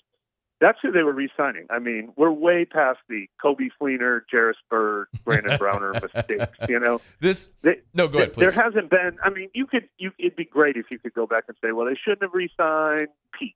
Yeah, I get it, but maybe Taysom Hill, maybe David Onyemata didn't make as much money, but they re-signed all their best players. So the only way they could have afforded to keep Trey Hendrickson and Marcus Williams was to pick two other of those guys not to re-sign. Right. They're not out there just missing all the time. So I don't have a problem with anyone they've spent their money on for the last 8 years. But so cap management also comes down to, they've had one of the best rosters in the NFL, and it's really hard to keep a roster like that together, as they've proven. I don't see any other way they could have, afforded to keep all those people without doing it the way they've done it. So that's my only complaint. But yeah, obviously you can argue against that.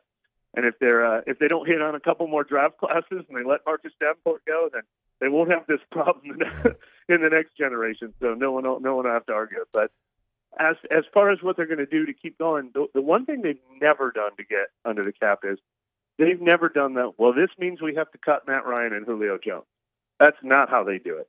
They do it a bunch of other ways. But they say these are our top 10 guys, and we're keeping our top 10 guys. And I fully expect that to continue this year, too. So this is why Twitter is not a great place for elaborative debate often. It's hard to provide context. I've said many times, I understand to have nice things, you have to spend money. And the reason, Mike, and I think you would agree with this, the reason the Saints have the opportunity to do the cap restructures is because they have ownership that's willing to spend. They're willing to cut a giant bonus check to be able to immediately to spread cap money out throughout the years. Like, they have an ownership group that's willing to spend. What they've done poorly at times is decide who to pay. Not all the time, but in letting Trey Hendrickson walk and probably investing a little more, thinking Marcus Davenport might be the guy, or because they've gotten into a tough situation. Like the per year number on Marcus Williams wasn't very different. Correct me if I think the years were different, but the per year number wasn't too different in Baltimore, so maybe what New Orleans was offering. And sometimes you get hamstrung, and maybe you could, when you have tons of cash, you can be a little more loose with your spending, to be maybe as rigid. Does that make sense? No, I mean, you're right, but that's, they didn't let anyone out of this building for a long time. But before Trey Hendrickson, and Hendrickson was also a personnel decision. Hendrickson, they incorrectly didn't believe in. They saw him not succeed for 3 years, and they didn't believe it when he finally did. They missed on that one. They'll admit it now. Sure. But before Trey Hendrickson and Marcus Williams and Teron Armstead these last couple of years, and a lot of that was COVID related. You know, they didn't have what they wanted to work with. It's been a long time since they let someone out of this building that you're like, how'd they let that guy go? You got to go all the way back to Malcolm Jenkins, Von Bell, 2014, I think. Von Bell? Yeah, a little bit, but that wasn't that again wasn't. We can't afford him. You know, he was cheap. They actually re-signed Malcolm Jenkins that year for more than Von Bell got, I think. I know. So yeah, you can disagree with personnel decisions, but they, you know, they've never let the cap stop them from keeping the players they want to keep, I guess, is the point. Until recently. COVID definitely threw him for a loop. There's no question about it. But even after COVID, they've re-signed Kamara, DeMario, Lattimore, and now Derek Carr. So they do not let it be much of a barrier to them. Radio convo greater than Twitter debate. Let's make sure we say that with context. All right, he's on Twitter at Mike Triplett. Before you go, will the New Orleans? Yes, go ahead. Well, hold on. Let me answer one more part of your question, because I agree with you on the ceiling. Me defending their cap spending, me defending signing Derek Carr, you know, they're still going to be projected to win 9.5, 10 games this year. You know, and that's fair. I mean, you can choose whether you like that or not. But if you're trying to win, I like the moves they made. But I am not pretending. I'd say best case scenario, they're what the Vikings have been with Kirk Cousins in recent seasons. It's been a lot of 8-win seasons in there. There was a 12-win season this year. That's what we're talking about. We're not saying they are now going to become the Matthew Stafford Rams. That has been my point. And I would people have heard my opinion. Let me get yours. Will the Saints win a Super Bowl with Derek Carr? I'm going to say no, but I think you can win a Super Bowl with Derek Carr. I think if they had signed Derek Carr with their 2017 roster, I would say yes. My only concern is I don't love the future of this roster. I would rank Cameron Jordan and DeMario Davis and Alvin Kamara as 3 of their probably 6 top players, and those guys don't have a lot of miles left. So I think Derek Carr, I like going for a Derek Carr. I want to have a top 12 to 15 quarterback. I think that's more important than anything else. But I don't know how much I love pieces 2 through 53 over the long term. So you definitely would bet against it, I think, unless they're going to have their next version of the 2017 draft class. He's on Twitter at Mike Triplett. Read us up at neworleans.football. Great time to do it now with this news. And, of course, the league year about to start and the draft on the horizon, neworleans.football. Mike, you're the best. We appreciate it, man. Thank you.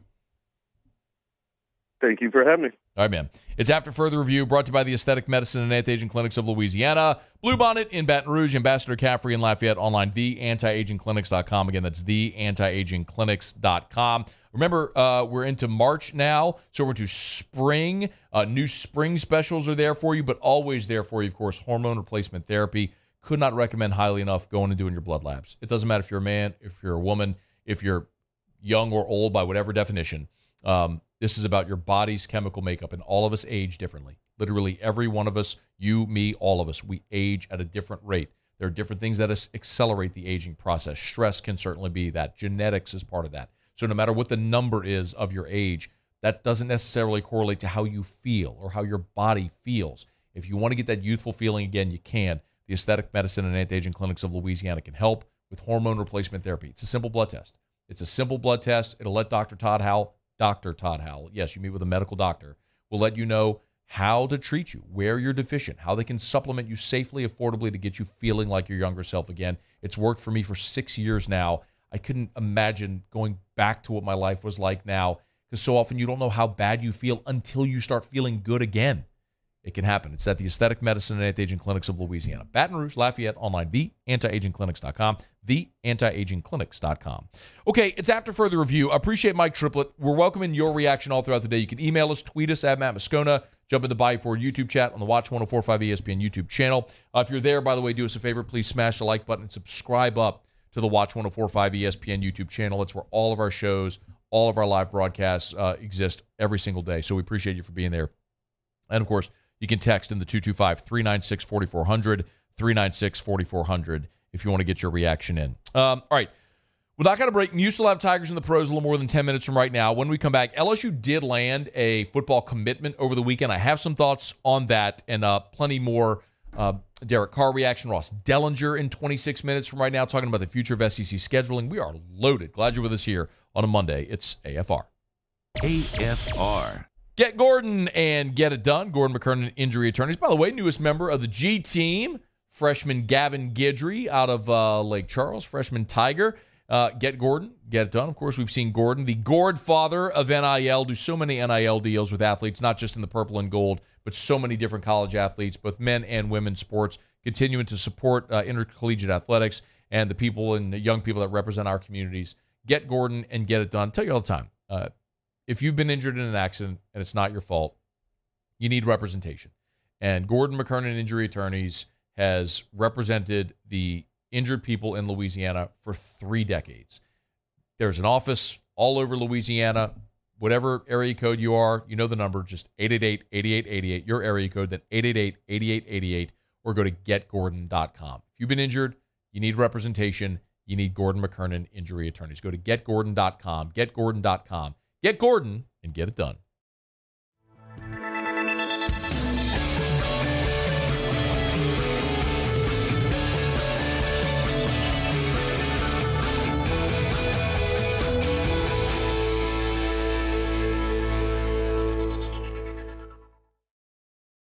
Louisiana.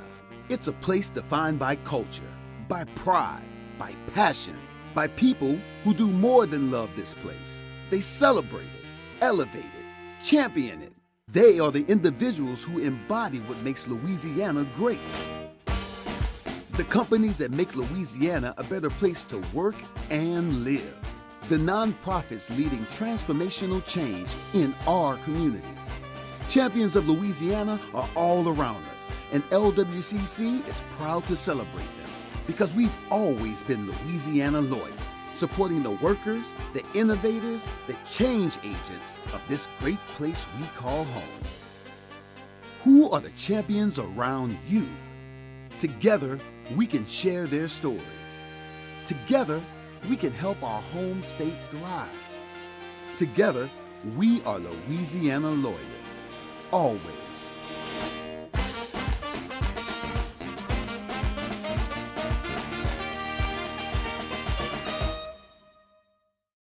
Gulf Coast Bank and Trust is giving our customers the power to bank anywhere, anytime during this challenging event. And we're right there with you. Our mobile banking app is a smart way to manage your money and time. Gulf Coast Bank and Trust, the bank that cares about you. I've been doing business with Luba for 25 years. They're dependable, trustworthy. It's just the attention to detail with our clients. Our folks have years and years of experience. They're highly trained professionals. But many companies have that asset. What I'd like to think makes Luba a bit different is that we use those talents in a way that truly is dedicated to serving the needs of the folks who depend on us.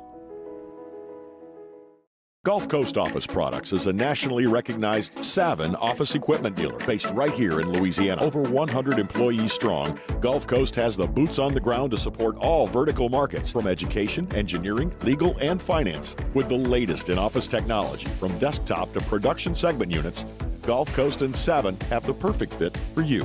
Call 225-756-2644. That's 756-2644 for Gulf Coast Office Products.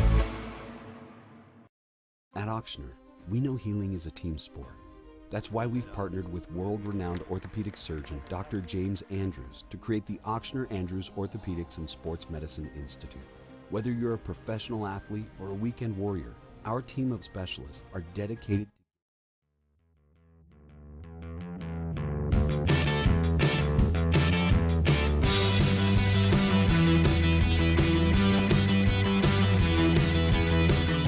After further review with Matt Moscona, presented by Relief Windows. Windows, doors, siding. Call 288-8138 or visit reliefwindows.com. ESPN Baton Rouge, New Orleans, Alexandria.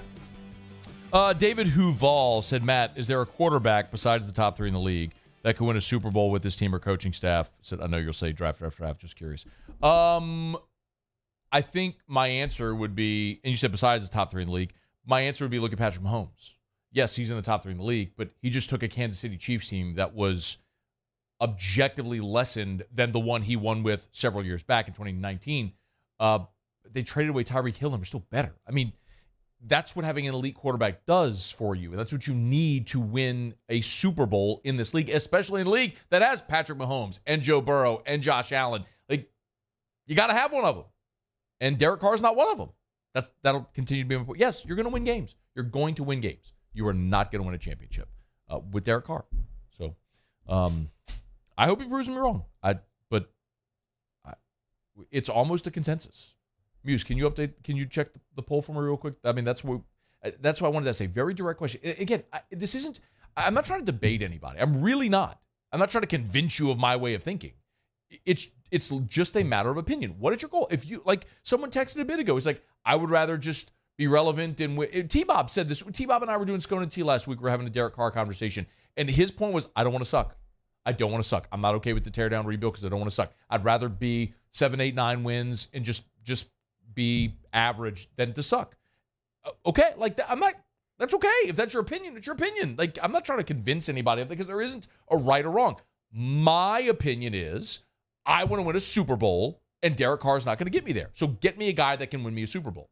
And the only path to that is through the draft. So unless if you want to wait 40 years like the Saints did when they landed Drew Brees. Muse, poll question, please. Thank you.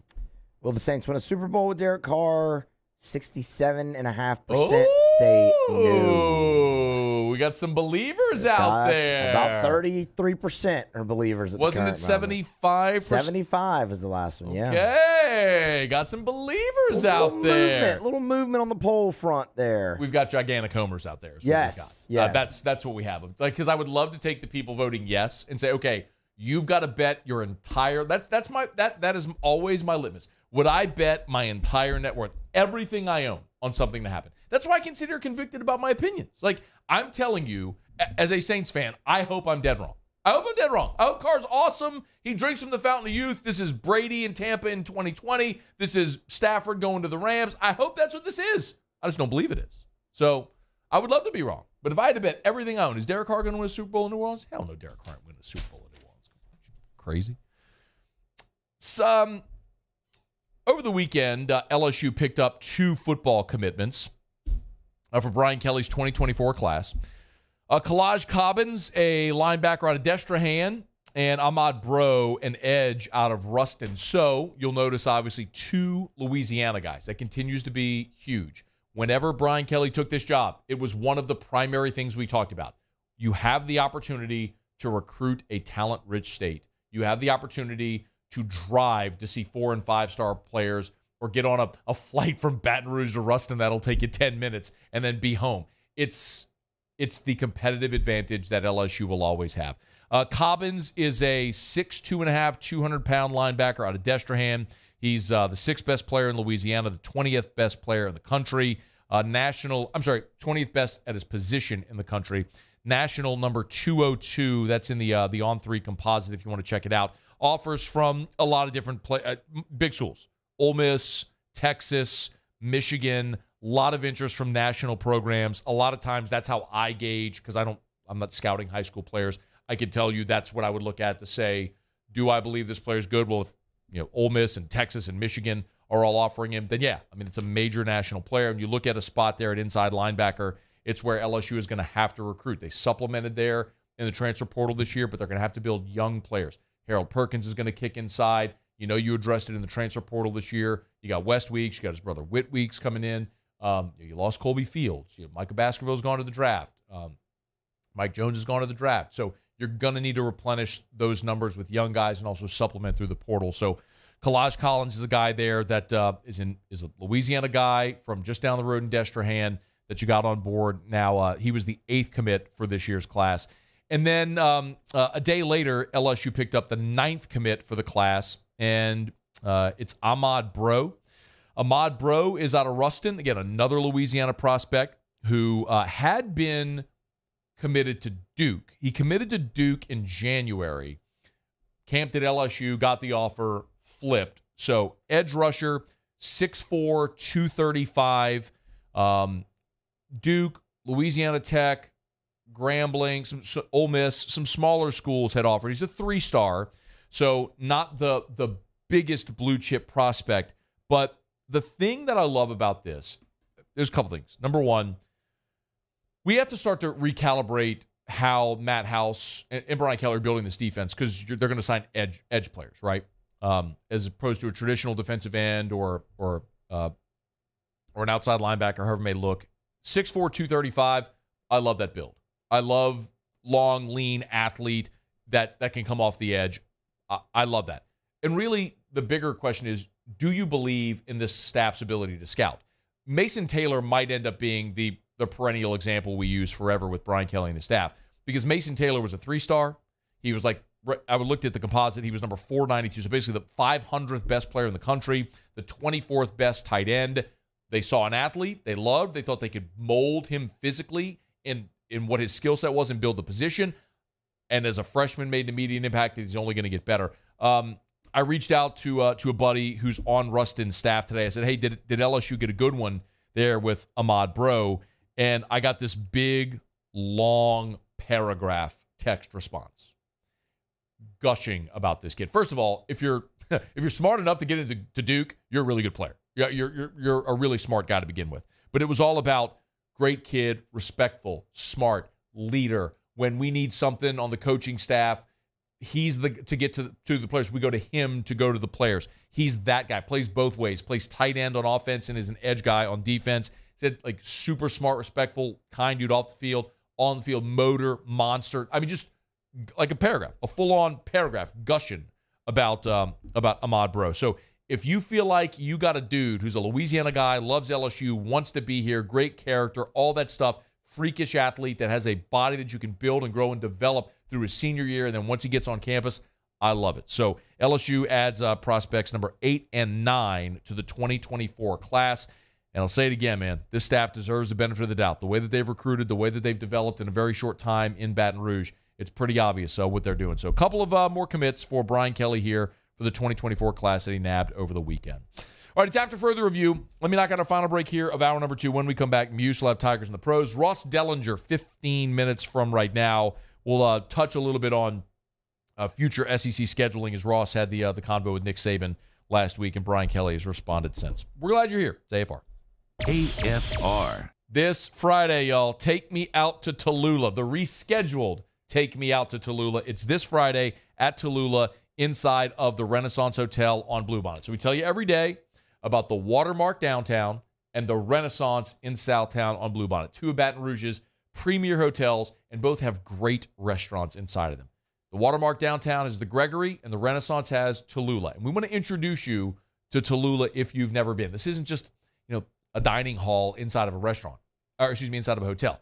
It is a phenomenal dining experience that just happens to be inside the Renaissance Hotel. But it's a great spot for lunch any day of the week, or dinner for a date night, a fun night on the town. Experience the bar area, the terrace, and we want you to join us this Friday. So, game watch party for the LSU baseball team. They'll projector screens. We were supposed to do this for the opener, but we got cold weathered out. So, beer, burgers, bourbon, and baseball this Friday. Take Me Out to Tallulah at the Renaissance Hotel.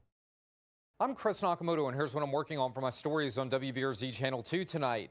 Released on not 1, not 2, but 3 different bonds. Tonight, the WBRZ investigative unit got a rare opportunity to talk to a sitting judge about what goes into setting bail when someone is already out on one. The judge calling it a failure in the system when these things happen. And now there are talks to have reforms made. I'm Chris Nakamoto from WBRZ. Watch more tonight on WBRZ Channel 2. Bayou Ford has the new inventory to get you in a new Ford truck or SUV today, or customize your next vehicle just the way you want it. All new Bayou Ford vehicles come with a 1 million mile powertrain warranty. The crew at Bayou Ford is going to do right by you. Hi, I'm Brandon Landry, founder and CEO of Walk. Hi, my name is Dr. Craig Green. This is Ryan Terrio with HUDCORoofing.com. Hey, it's Matt Moscona. No matter how big your commercial roofing job Hudco can help. My patients come to me because they trust that I can get the job done at a high level. Ryan Terrio and Richard Tilley have the same level of trust when it comes to roofing. If you have a roofing issue, call Hudco Roofing. Give us a call, 364-1007, and we'll come to your house and give you a free inspection. I had to leave my parents. I had to move schools. I don't know anyone here. Everything keeps changing. Why is this happening to me? I'm sure glad you're here. Change a child's story.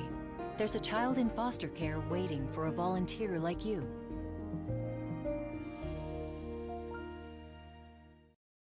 Louisiana. It's a place defined by culture, by pride, by passion, by people who do more than love this place. They celebrate it, elevate it, champion it. They are the individuals who embody what makes Louisiana great. The companies that make Louisiana a better place to work and live. The nonprofits leading transformational change in our communities. Champions of Louisiana are all around us, and LWCC is proud to celebrate them because we've always been Louisiana loyal, supporting the workers, the innovators, the change agents of this great place we call home. Who are the champions around you? Together, we can share their stories. Together, we can help our home state thrive. Together, we are Louisiana loyal. Always.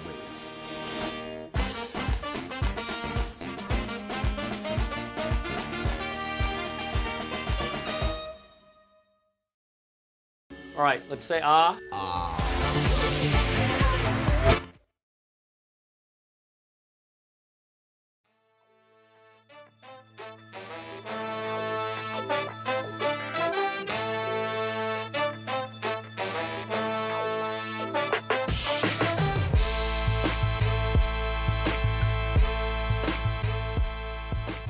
After further review with Matt Moscona, presented by Relief Windows. Windows, doors, siding. Call 288-8138 or visit reliefwindows.com. ESPN Baton Rouge, New Orleans, Alexandria. Wrapping up hour number 2, Musso has Tigers in the pros. Tigers in the pros. They still bleed purple and gold. They're just really rich now. Presented by Lee Michaels Fine Jewelry. Lee Michaels Fine Jewelry, where Baton Rouge gets engaged. We're going to start with golf today, but we're going to start on the PGA Champions Tour. Oh, the old guys? But apparently it's rude to call them seniors now, so we call them champions? I guess, but I'm pretty sure they still call it the U.S. Senior Open, the U.S. Open on the Champions Tour. It's not the Senior Tour, it's the Champions Tour. It's the Champions Tour, yeah. Oddly, I was sitting at our restaurant, our hotel bar in Vegas, at the Renaissance, by the way, and this was on Friday, and I was watching some of the Champions Tour. Did you see the ending? No. Well, This was Friday. It was Friday. Oh, it was Friday. I thought you said it was yesterday. I'm No, sorry. Friday. I'm sorry. That's my apology. Well, David Toms got the victory, Matt. Oh. Former Tiger David Toms, a 4-under-68 final round there at the Cologuard Classic. Finish at 15 under par, one shot clear of Sweden's Robert Karlsson. Wait. Did you say the Cologuard Classic? That's it. Like, to protect your colon? That's it. Matt, they're old. On the old people tour? Yeah. That is so good. Isn't that good? The Cologuard Classic. Know your audience. Huh? Or your participants in that case. Where's Terrio? I need Terrio here. Anyway, the Cologuard Classic. The Cologuard Classic was David Thomas' third career Champions Tour victory. The Workers Original Open. The Piccadilly Classic. His third Piccadilly premiere. Oh, wow. No, don't knock Piccadilly. I love Piccadilly. I do, too. It's fantastic, man. Carrot Souffle, shout out. Anyway, his third Champions Tour win. Shout out to David Toms. The Asper Cream Open. What in the world? You don't even need Terrio here. You're doing it by yourself. Cologuard Open. What? Yeah. How is that a thing? Because it's the old people tour, like you said. It's the Champions Tour. Oh, God. But we love it because David Tom's won, and shout out, man. Yeah, for sure. You think he's going to prominently display the Cologuard Open trophy right next to his PGA Championship? So like it's this like night helmet thing basically that you can put on your head. It's actually pretty good. Are you sure it's for your head? Yeah, because I mean, they awkwardly put it on top of his head at the trophy presentation. Oh, man. I almost sent you that video. Wow, I didn't. That's too good. Tari Eason had 17 and 8 last night. He played 30 minutes. Sorry. That's fine. He played 30 minutes. That was second on the team. He did it off the bench. 17 and 8. Really solid night there for Tari. Trendon Watford, a solid night as well for the Blazers. 7-5 and 2 for Trendon Watford. And we'll get you this in here, Matt, just so you can scream. Austin Nola. Austin Nola went 1 for 2 with an RBI, a run scored, and a walk yesterday in the Padres 10-3 victory in spring training. Nola hitting 364 early in the spring. So shout out to Austin Nola. I did it twice. That's Tigers in the Pros. Presented by Lee Michaels Fine Jewelry, LMFJ.com, LMFJ.com. For Lee Michaels Fine Jewelry, 2 locations in Baton Rouge, corporate in Bocage and in the Mall of Louisiana, but 9 locations in all, even outside of Louisiana. So log on to LMFJ.com. That's LMFJ.com for Lee Michaels Fine Jewelry. Of course, gentlemen, thrill her with a gift in the red box from Lee Michaels Fine Jewelry, where you always get the Lee Michaels experience. All right, Sports Center coming up. Ross Dellenger right after Sports Center. AFR. Traction, where champions are made. Looking forward to getting back into traction tomorrow. Workout tomorrow morning with my guy, Young Tev, over there. If you're an old person like me, you want small group or private training, you can do that. But really, it's all about making athletes better. If your son or daughter is an athlete in whatever sport, Traction has a great structured setup where they will train all athletes. They got a membership model where you can get 4 sessions a month, basically 1 a week, 8 sessions a month, or unlimited. It's small group training. We're talking performance training and skill training. So whatever sport your son or daughter plays, you can get performance training with the same trainers that are training professional athletes, or the skill training with the best experts. Listen, when Traction opened, when Mac Chuili opened up Traction, it was to provide a resource for this community, for this state, to make the athletes, the young athletes, better and to make them into champions. It's Traction. TractionSports.com, TractionSports.com to learn more. It's Traction, where champions are made. Bayou Chrysler Dodge Jeep Ram has $10,000 off new 2022 Ram 1500s. 2022 Ram 1500 trucks on our lot now with $10,000 off MSRP. All new Bayou vehicles come with a 1 million mile warranty. If you need sales or service, the crew at Bayou is going to do right by you. I've been doing business with Luba for 25 years. They're dependable, trustworthy. It's just the attention to detail with our clients. Our folks have years and years of experience. They're highly trained professionals, but many companies have that asset. What I'd like to think makes Luba a bit different is that we use those talents in a way that truly is dedicated to serving the needs of the folks who depend on us. Gulf Coast Office Products is a nationally recognized Savin office equipment dealer based right here in Louisiana. Over 100 employees strong, Gulf Coast has the boots on the ground to support all vertical markets, from education, engineering, legal, and finance. With the latest in office technology, from desktop to production segment units, Gulf Coast and Savin have the perfect fit for you.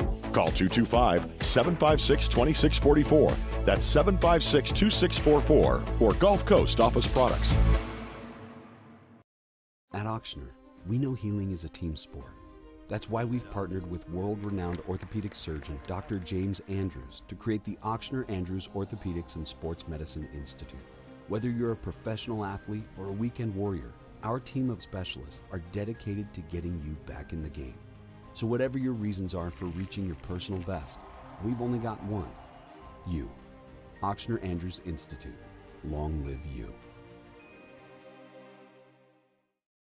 Hi, I'm Brandon Landry, founder and CEO of Walker. Hi, my name is Dr. Craig Green. This is Ryan Terrio with HUDCORoofing.com. Hey, it's Matt Moscona. No matter how big your commercial roofing job, HUDCO can help. My patients come to me because they trust that I can get the job done at a high level. Ryan Terrio and Richard Tilley have the same level of trust when it comes to roofing. If you have a roofing issue, call Hudco Roofing. Give us a call 364-1007 and we'll come to your house and give you a free inspection. I had to leave my parents. I had to move schools. I don't know anyone here. Everything keeps changing. Why is this happening to me? I'm sure glad you're here. Change a child's story. There's a child in foster care waiting for a volunteer like you.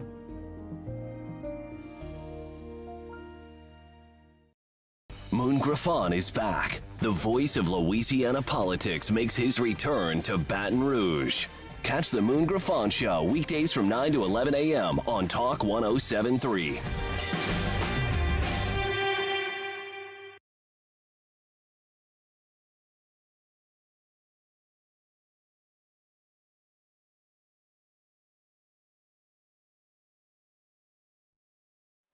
This is SportsCenter. I'm Christine Lisi. Police in Colorado say they're investigating Grizzlies star Ja Morant's actions from the weekend after he posted an Instagram live video in which he displayed what appears to be a gun while at a nightclub. The department's investigating whether Morant may have broken any gun laws. He's away from the team as the NBA conducts its investigation. The Saints are signing quarterback Derek Carr. He's reunited with Saints coach Dennis Allen, his former head coach with the Raiders. That's just one reason Carr is a good match with New Orleans, says ESPN's Herm Edwards. Head coach knows who he's getting. He drafted him, so he understands what Derek Carr not only brings playing quarterback, but what he's going to bring in the locker room. And we're talking about all these quarterbacks going to different places, but remember, a quarterback has to lead your football team. He understands his personality. His personality fits with this locker room that he has. Carr's deal reportedly potentially worth up to $150 million over 4 years. Ravens Executive Vice President Ozzie Newsome told the Bernie Kosar show that talks with quarterback Lamar Jackson on a long-term deal will go until tomorrow's 4 Eastern deadline. If there's no deal by then, they'll use the franchise tag on Jackson. ESPN Radio is presented by Progressive Insurance. At Progressive, they're making things even easier to help you bundle your home and car insurance together so you can save on both. Learn more at Progressive.com or 1-800-PROGRESSIVE. Matt Moscona. I'm very important. After further review. Say it one more time. After further review with Matt Moscona. And here we go. ESPN Baton Rouge, New Orleans, Alexandria. Live from the Mercedes-Benz of Baton Rouge studios. That's right.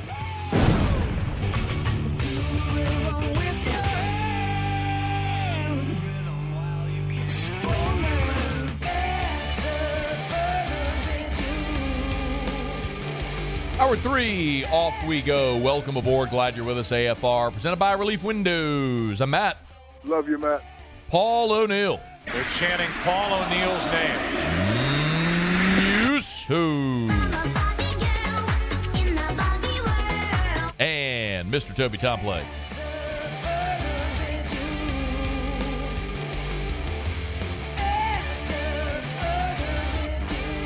All right, we're here. Glad you are as well. 5 o'clock quitting time. Glad you are driving home with us. Big news today. Derek Carr and the New Orleans Saints have agreed to a contract. Derek Carr is headed to New Orleans. We'll get more reaction to that here in about 15 minutes. On Friday, while I was out, Ross Dellenger had a nice piece up over at SI.com where Nick Saban whined about the schedule, which is a little stunning. Ross Dellenger from Sports Illustrated joins us now. How are you, Ross? Good, Matt. How you doing? I'm doing very well. Just for point of clarification, there are quotes from Nick Saban attributed to SI. I'm assuming you did speak with Nick. I did. Yep. Okay. How long of a conversation did you, if you don't mind me asking, how long was the convo that you all had? Just overall or about the scheduling? Yeah, just overall. Yeah, overall.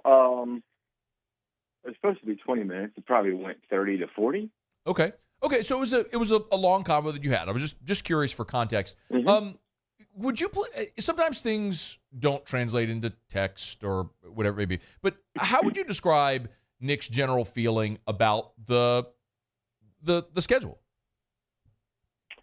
Well, I think his general feeling about the 9-game format is is good. I think that he wants the SEC to play more games. He has said that for a while. I think he thinks it's good for the conference to play, more games. I just think he has an issue looking at all the 3 permanent opponents for a potential 9-game schedule.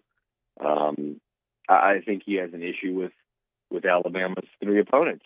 And I think that's where the real issue lies with him. But overall, I think he would actually prefer them, prefer the SEC to go to 9 games, which are, 9 games, which isn't a given, by the way. It's felt for a little while like that's the way things are leaning. But man, this issue is one that really has divided a lot of the room, and it'll be interesting over the next probably 6 weeks or so. We should know a lot more. What are the objections to going to 9 games? Well, I think there's probably 3 main ones. Number one, first, it's an extra loss for half the league, right? Somebody's going to lose that game. And in that game, that 9th extra conference game conceivably would replace a non-conference game against an FCS or a group of 5 opponent, which, 80 to 90% of the time probably is a win for that SEC team. So you decrease half the league would decrease their win total by 1, or decrease by 1, and their loss total will go up. So there's that. That's number one. I think number 2 is a lot of these teams might have scheduled, LSU's in this group too, I believe, has scheduled several non-conference games down the stretch here. They'd have to buy those games out or move them. It doesn't seem like a big deal. Like, what the heck, right? I mean, during COVID, we moved a lot of games around and all this stuff. But COVID was what they call, I forgot exactly the term, cataclysmic event or something like that, where you could get out of a lot of contracts. You can't really do that here. Now, some non-conference contracts have a clause in there. If the league, number of league games change, you could get out of it. But it's potentially millions of dollars to buy out these non-conference contracts. So there's that. And the last thing, Matt, is just the uneven schedule. When you have 9 league games, you have 4 at home one year, right, and 5 at home the next year. So you have an imbalanced schedule in the first year that you do this. You're going to have, half the league have 4 home games and half the league have 5. That's a big deal, Matt, because of money. Of course, a home game can pull in, $3 to $5 million in revenue. Let's go back to the permanence for a second. By the way, do you have a feeling, Ross, like, do you think ultimately the 9-game schedule wins out? That's what we'll end up seeing? I mean, it just seems really split. I was asked to put a gauge on it, and I said 55-45, 9 games. Wow. But I have no real confidence, in betting either way here. It is an issue that has, maybe last spring you would have seen it be 8-8 if there was a vote, like gun to everybody's head. You have to vote. Maybe right now it's 10-6. I don't know, for 9 games, or 9-7, but it's close. Wow. And is it just a majority wins, or does there have to be like a 3/4 majority? From what I understand, I believe it's a good question, but from what I understand, I believe it is a majority. Okay. It's a majority of the presidents, and ultimately the timeline of this thing is the ADs meet, or the presidents meet this week in Nashville. I don't think there's going to be a decision there because, again, they're divided, and there's not going to be some kind of split vote. As they say, whenever these presidents get in the room and vote, it's unanimous, no matter what it is, right? So they're not ready to do that yet. So the ADs will meet, I think it's Rosemary Beach down in 30A. They meet later this month. I think they'll come up with a recommendation there, pass it on to the presidents, and maybe April, May, there'll be a more official presidential vote on it. Ross Dellenger is with us from Sports Illustrated. Let's go to the 3 opponents. So Brian Kelly even spoke on Monday and said, he knows LSU's 3, right? So are the 3 permanent opponents determined already? Like, if they go to 9, this is how it's going to be, or is there still wiggle room there? I would expect that there's some wiggle room, but I think, did Brian Kelly reveal the 3?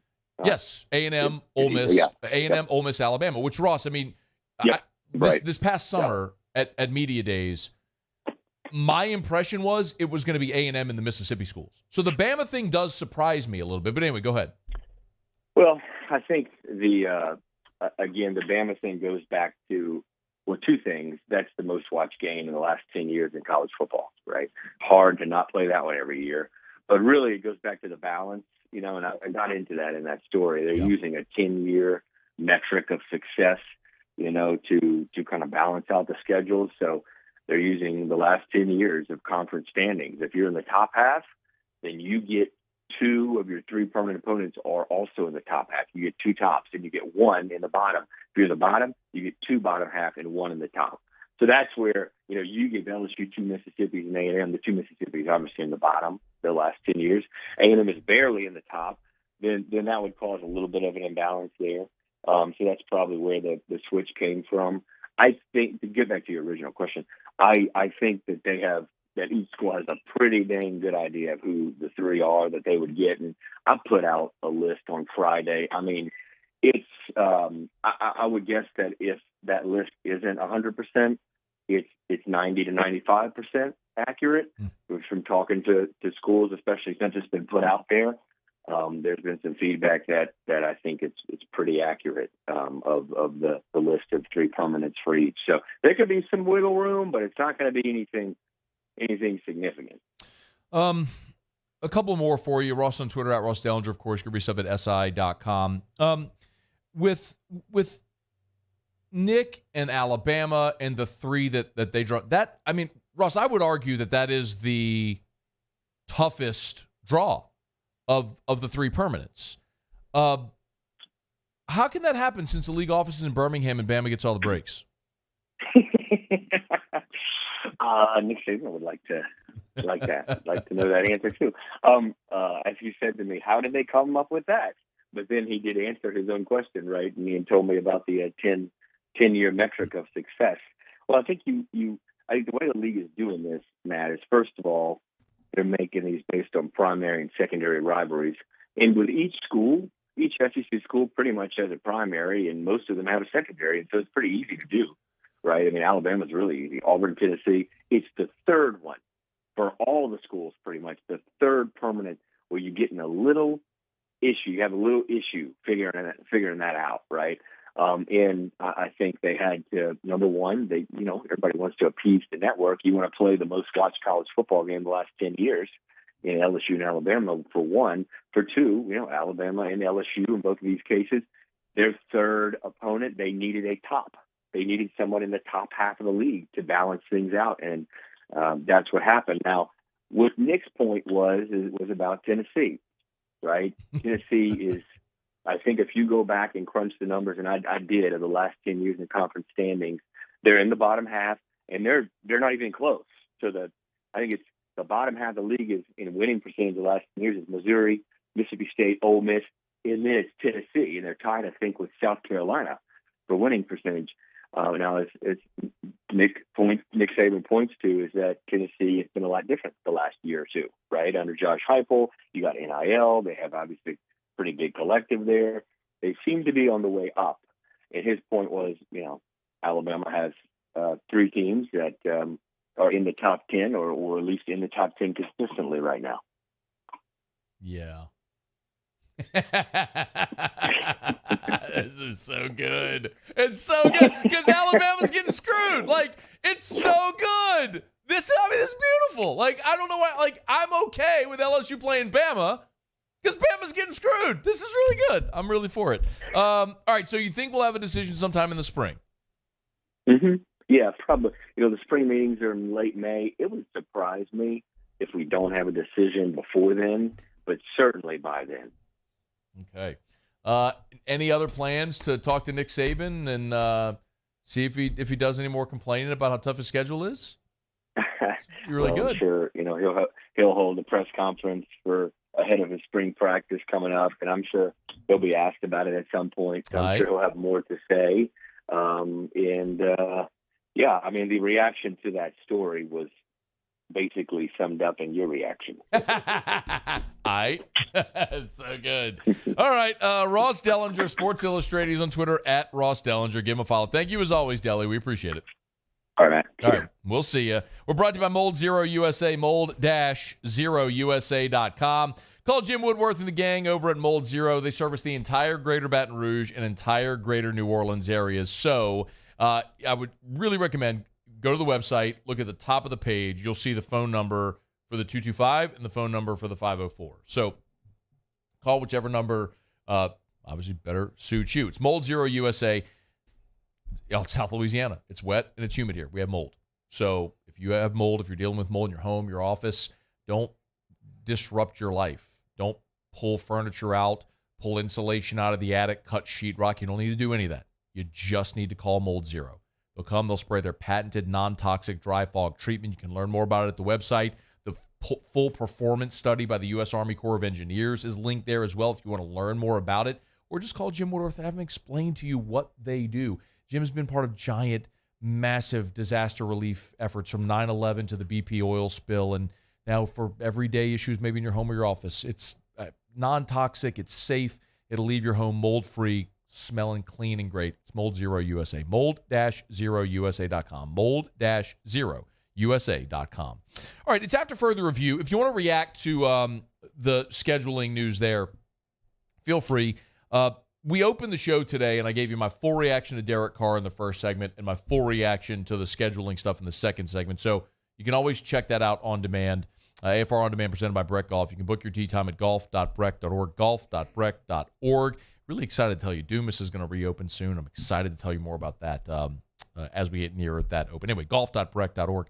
So you can always check it out on demand, the Watch 104.5 ESPN YouTube channel, the AFR YouTube channels, or your favorite podcast app. Just search After Further Review and subscribe up to the podcast.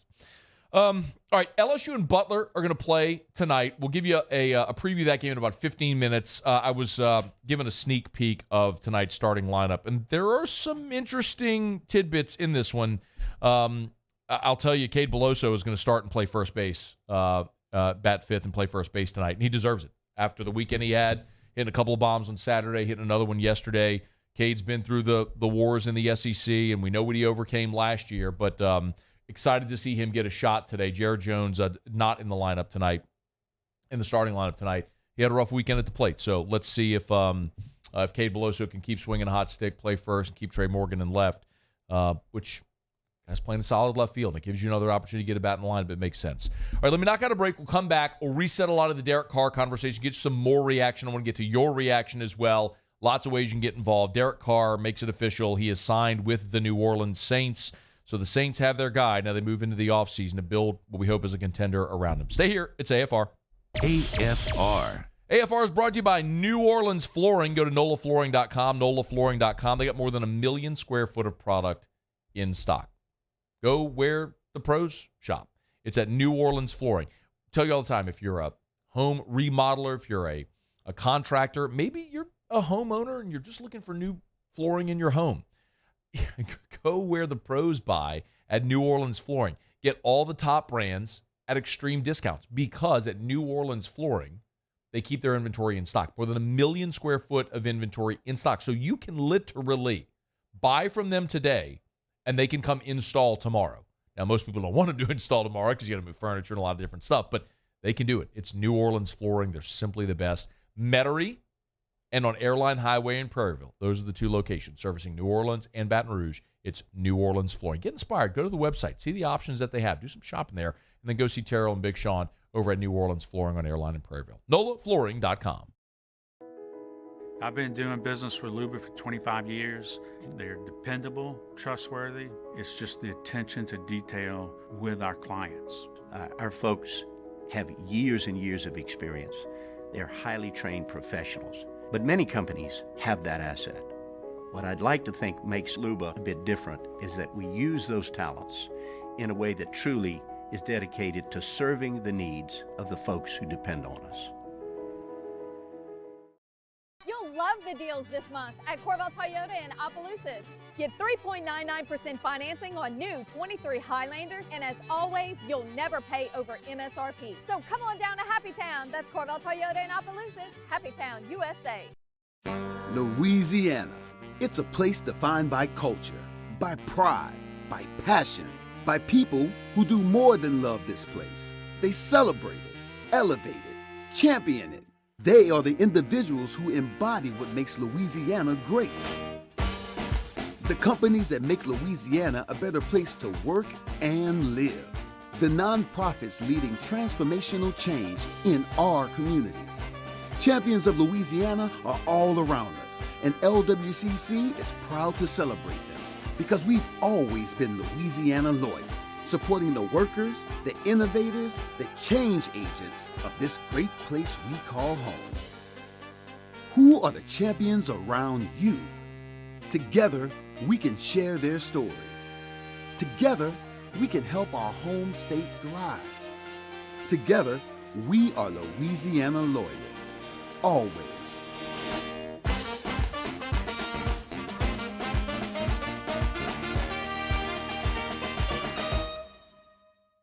Gulf Coast Office Products is a nationally recognized Savin office equipment dealer based right here in Louisiana. Over 100 employees strong, Gulf Coast has the boots on the ground to support all vertical markets, from education, engineering, legal, and finance. With the latest in office technology, from desktop to production segment units, Gulf Coast and Savin have the perfect fit for you. Call 225-756-2644. That's 756-2644 for Gulf Coast Office Products. At Ochsner, we know healing is a team sport. That's why we've partnered with world-renowned orthopedic surgeon Dr. James Andrews to create the Ochsner Andrews Orthopedics and Sports Medicine Institute. Whether you're a professional athlete or a weekend warrior, our team of specialists are dedicated to getting you back in the game. So whatever your reasons are for reaching your personal best, we've only got one: you. Ochsner Andrews Institute. Long live you.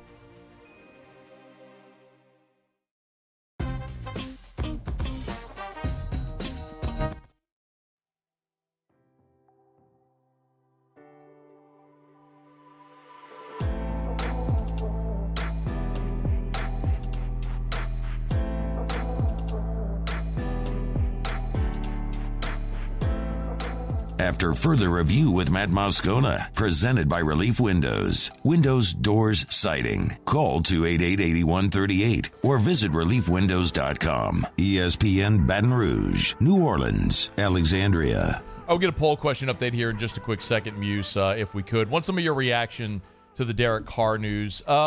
If you're just joining, maybe knocking off of work here just after 5 o'clock, Derek Carr earlier today signed with the New Orleans Saints. The Saints have made it official. The reports were early. Carr, of course, tweeted, "Who dat?" And what's been really interesting also is the player reaction. And some of you, and that's some of the reaction I've got, is that the players seem to be on board with this. And, of course, Cam Jordan tweeted about it earlier today. David Onyemata tweeted about it. Michael Thomas, maybe most famously, tweeted, "Thank you, Jesus," with prayer hands. The other part of that, though, is, of course the guys on the team are going to be in favor of this. They got a better quarterback. I mean, the offense was atrocious last year. They were 22nd in the NFL in scoring. You add Derek Carr over Andy Dalton, you're better. And if you're a player, you have a different mindset than a fan. I mean, I know that sounds pretty obvious, but players are going to have immense self-belief. They're going to believe they can win. If you're Cam Jordan, I mean, Cam Jordan did a great interview on The Pivot with RC and the guys just maybe about a month ago or so. And he talked about that, about wanting to win a Super Bowl and still believing it's possible in New Orleans with the pieces they have. You had a top 5 defense a year ago, and you can look around and think you're close, but sometimes when you're that close, it's hard to see the forest through the trees, and you could pull back and realize the sincere issues that this roster has, and that's sort of magnified as we talk about this draft, right? I mean, it's plausible the Saints could draft an offensive lineman. I mean, Hurst isn't your future at left tackle. And I don't know if Trevor Penning is. Andrus Peat might not be back next year, so you could need a starter on the offensive line. You certainly need help at running back. Chris Olave is your number one. Is Michael Thomas back? Maybe now he might resign. They'll cut him. Maybe he resigns at a lesser deal. Jarvis Landry most certainly isn't going to be back this year. You need help you need a true tight end. Although Juwan Johnson, I think, took a big step this year. I mean, you have one defensive lineman under contract for next year. One. You need help at Cam Jordan's aging. You've got Tano Passanio re-signed. You got Carl Granderson. That's it at defensive end. We'll see. Maybe they re-sign Marcus Davenport. Don't know. What can Peyton Turner be? Fingers crossed. Hope it's better. I could argue you need help at safety. You got a lot. You got a lot of needs there. And I'll repeat the point about Derek Carr, which is, my feeling on Carr is that today, at this point in his career, he more closely resembles what Andy Dalton was his last year in Cincinnati. 9 years in, had been to some Pro Bowls, and made it to the playoffs, but the team that drafted him and made him their franchise kicked him to the curb because they saw a ceiling there. They saw a regressing player. And I think that's what Derek Carr is right now in his career. Last year, it was the third lowest career passing total. His 14 interceptions were tied for the most in the season. He had a career-low completion percentage and a career-low passer rating. And that's with the addition of Davante Adams. So I keep hearing this thing about Raiders ownership, and I'm not sitting there trying to tell you that the Raiders are a model franchise. They're not, clearly. But they went and got him Davante Adams. They went and got him a guy who, prior to last year, many would have argued was the best receiver in the NFL. I get it. You got Jamar, and you got Justin Jefferson and Cooper Kupp, and there's a lot of the guys that can make an argument. But you could have made an argument in 2021 for Davante Adams as the best receiver in the NFL. They went and got him that guy, and he had a career worst season. He's a guy that's just on the back end of his career. And so I'll reiterate my point. Is Derek Carr today a better option than Andy Dalton or Jameis Winston or drafting a rookie? Yes. Yes. Derek Carr, over the life of this contract, I think continues to regress as a player as his cap number continues to go up because they backloaded it. And ultimately, you're going to look in – and let me be clear. If this team was ready to win a championship and Derek Carr was the missing piece, I wouldn't care. I'd mortgage the next 5 years. It's what Denver did. That's what Denver did with Peyton Manning. They got a guy at the end of his career. They were all in to win, and they won. And they have not made the playoffs since winning Super Bowl 50. I would not care if I was Denver. If I was a Denver fan. Of course, you want to make the playoffs, but I got my Super Bowl. If Derek Carr were the missing piece, like Stafford to the Rams, I'd give, what did I say? F the picks, F them picks. Oh, they got a Super Bowl. I bet they do feel that way. The Saints, I don't believe, are that team. I don't think they're that close to winning a Super Bowl, that Derek Carr is the missing piece. So maybe he makes you better in 2023. Maybe you go from 7-10 to 10-7, and you make the wild card round and get bounced. But then what are you in 24, in 25, in 26? You'll have a regressing quarterback whose cap number increases, and you're in a worse situation.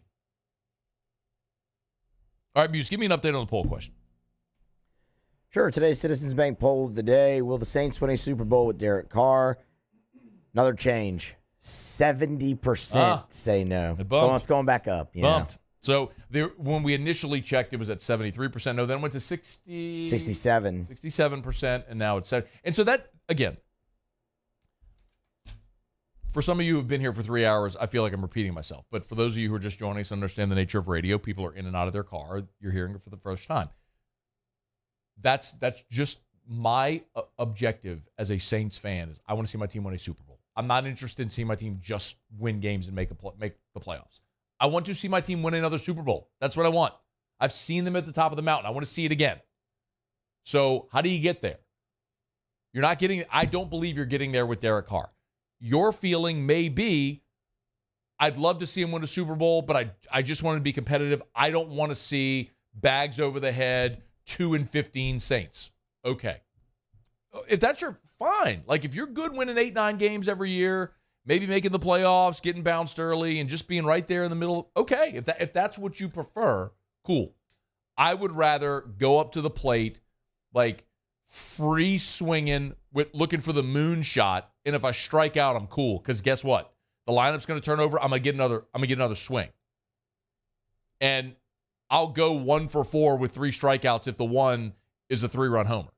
Like that's kind of my opinion on this thing. I don't need to go 3 for 4 with 3 singles that don't plate any runs. My batting average will look nice, but what have I done?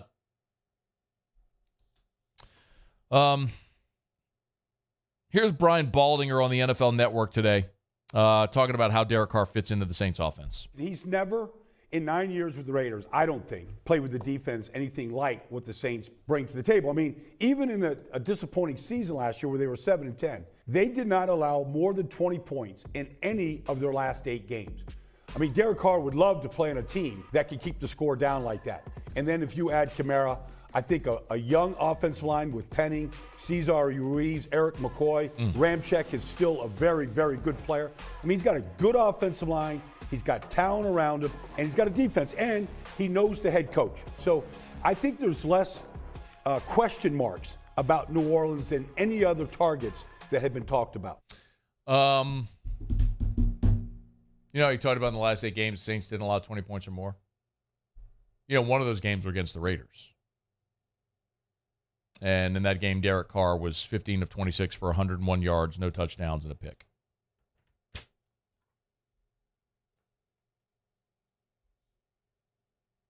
Remember that game? I do. He's our guy now. Black and gold Super Bowl. Let's ride. Look, I think the Saints should be the favorite to win the NFC South in 2023 with Derek Carr. That's not because I think the Saints are going to be a juggernaut. It's going to be because partly what Baldinger said there. They were 7-10 with a bad offense because the defense carried them for a bulk of the season. And I do think Derek Carr could be worth a couple of games. So do I think this team could go from 7-10 to 9-8 or 10-7 and win the division? I do. If Kyle Trask is the guy in Tampa, if they're rolling with Desmond Ridder in Atlanta, I don't know what they're going to do in Carolina. Probably draft a quarterback and they have a rookie. Yeah, I mean, Saints should win the division. Great. Are they going to win a Super Bowl? I don't believe so. And that's ultimately going to be my reaction. And listen, I realize you're not going to win a Super Bowl every year. But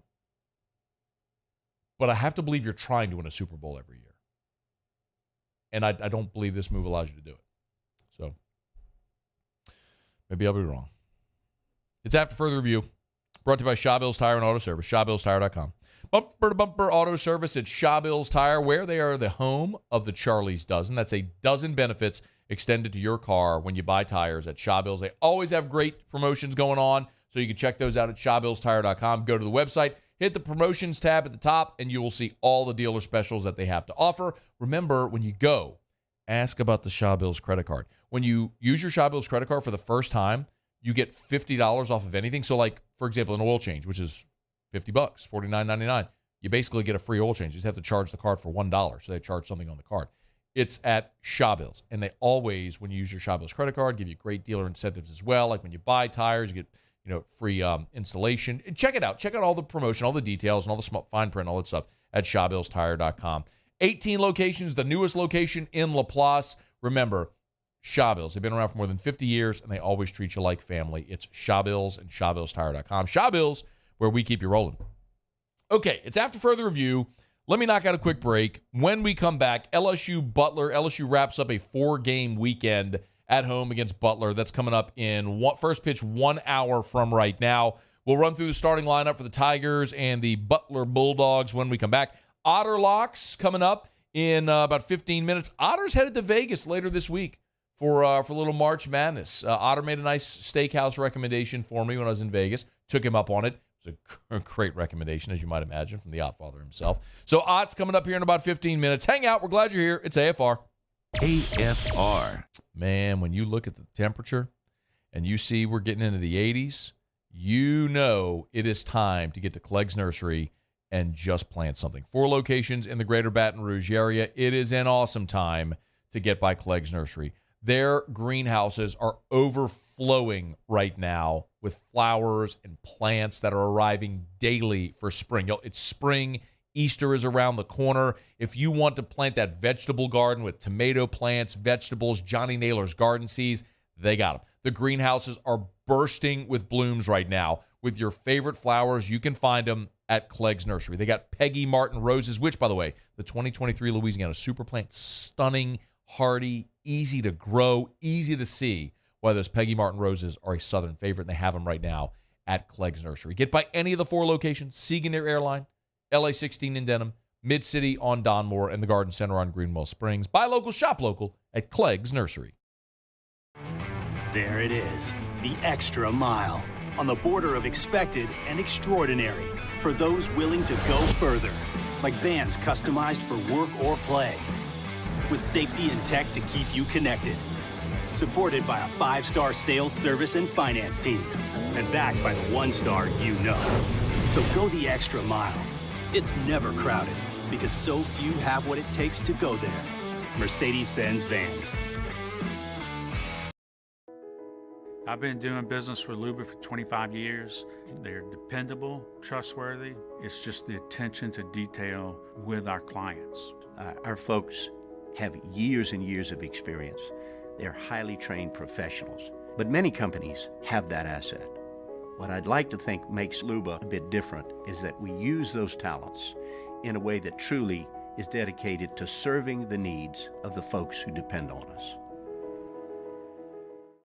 Hi, I'm Brandon Landry, founder and CEO of Walker. Hi, my name is Dr. Craig Green. This is Ryan Terrio with HUDCORoofing.com. Hey, it's Matt Moscona. No matter how big your commercial roofing job, HUDCO can help. My patients come to me because they trust that I can get the job done at a high level. Ryan Terrio and Richard Tilley have the same level of trust when it comes to roofing. If you have a roofing issue, call HUDCO Roofing. Give us a call, 364-1007, and we'll come to your house and give you a free inspection.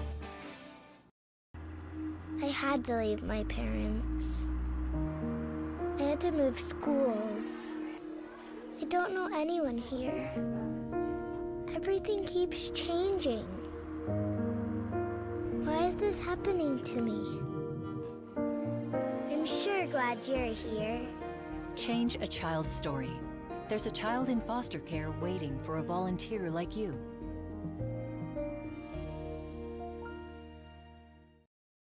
Louisiana. It's a place defined by culture, by pride, by passion, by people who do more than love this place. They celebrate it, elevate it, champion it. They are the individuals who embody what makes Louisiana great. The companies that make Louisiana a better place to work and live. The nonprofits leading transformational change in our communities. Champions of Louisiana are all around us, and LWCC is proud to celebrate them because we've always been Louisiana loyal, supporting the workers, the innovators, the change agents of this great place we call home. Who are the champions around you? Together, we can share their stories. Together, we can help our home state thrive. Together, we are Louisiana.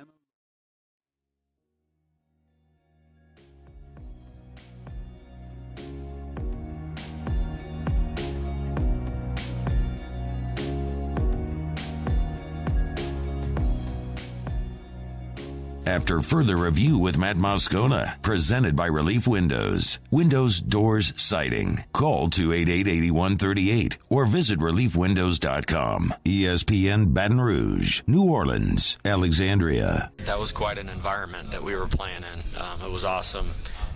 We got a double play, huge double play in the first inning, and I thought that allowed him to settle in, and he was excellent from that point forward. He completely dominated the game, actually, from the second to the fifth inning when we took him out. So really excited to get him the ball again, and, in a good spot with Riley Cooper sitting there as well, and hopefully help us finish off this little tournament and keep us rolling into the next week.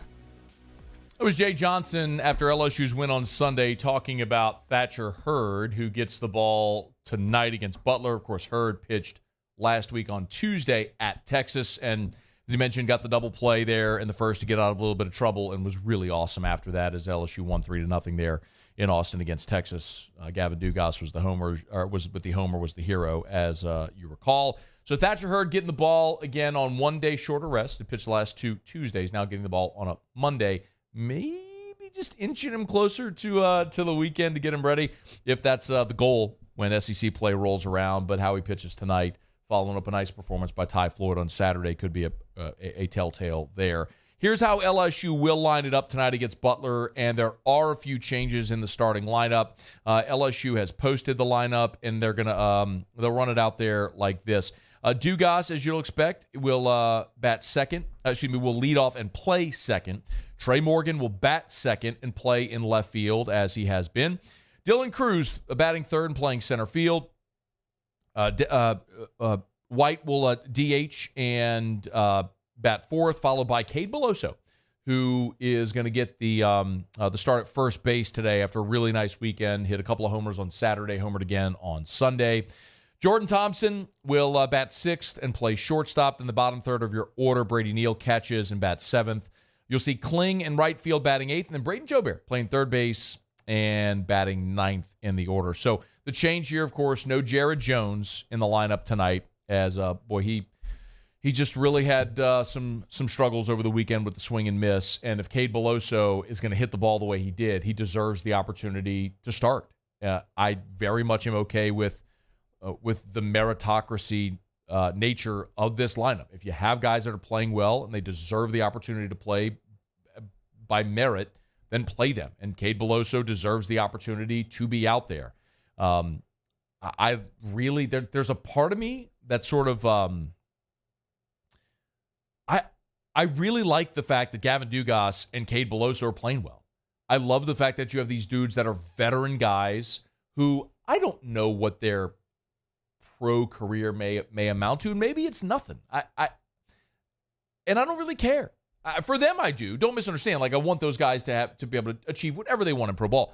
But for right now, what I know is there's a ton of dudes on throughout LSU's baseball history that have been great guys, Louisiana guys that grew up loving LSU, that would have given an arm to put on the purple and gold, and that became key parts of championship teams. You don't need me to run through the list of them. You know who they are. But LSU's always had those guys on all of their championship teams. So the fact that a dude like Dugas wearing number 8 coming into this season, with the injury situation, has flourished the way he has is awesome.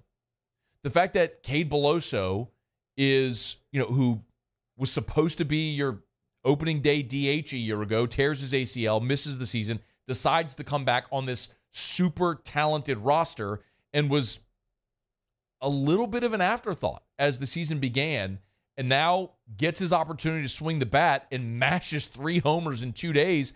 I love the fact that he's in the lineup. Let's see if he can keep it going, man.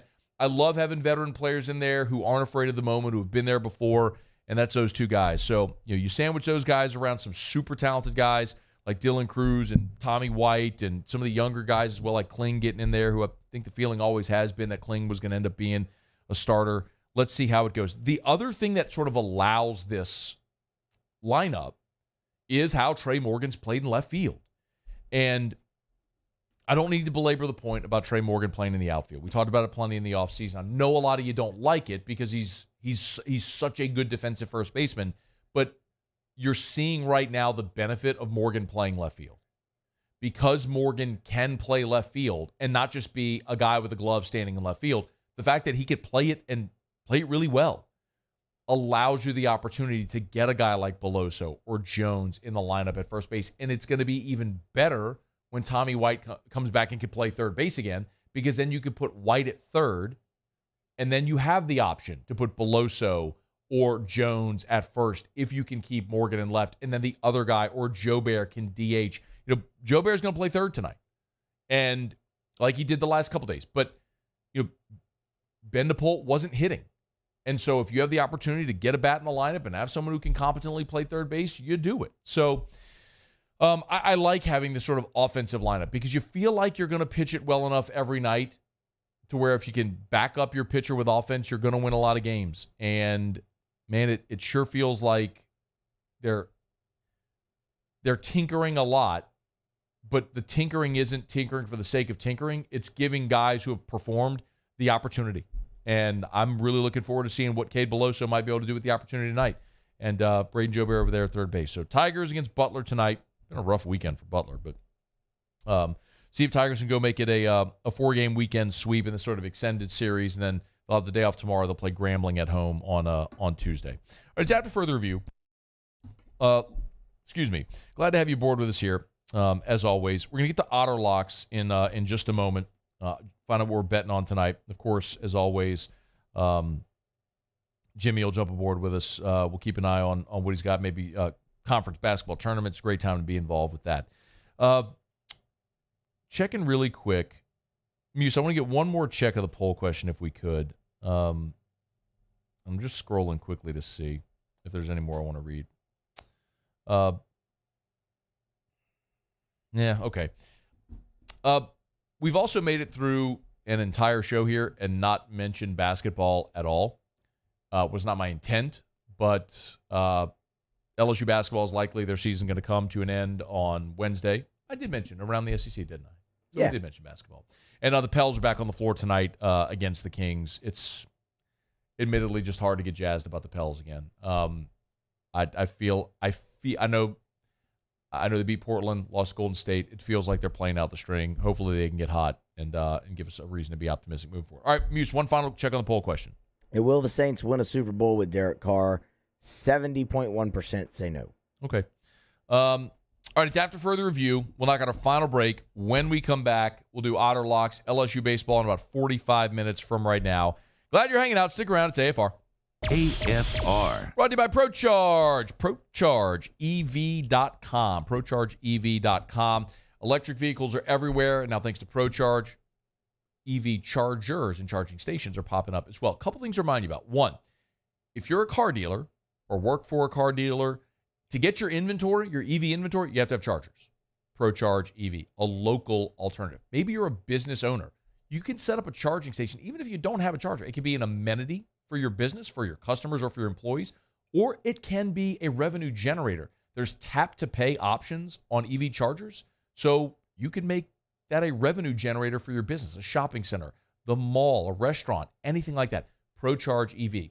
There's a lot of companies nationally that'll say that they'll sell you or install an EV charger. They're basically just contracting with someone here locally to do it. So what happens, though, if something's wrong? Well, ProCharge is local. That's why you need a local alternative with experts. It's ProCharge EV. Learn more at ProChargeEV.com. That's ProChargeEV.com.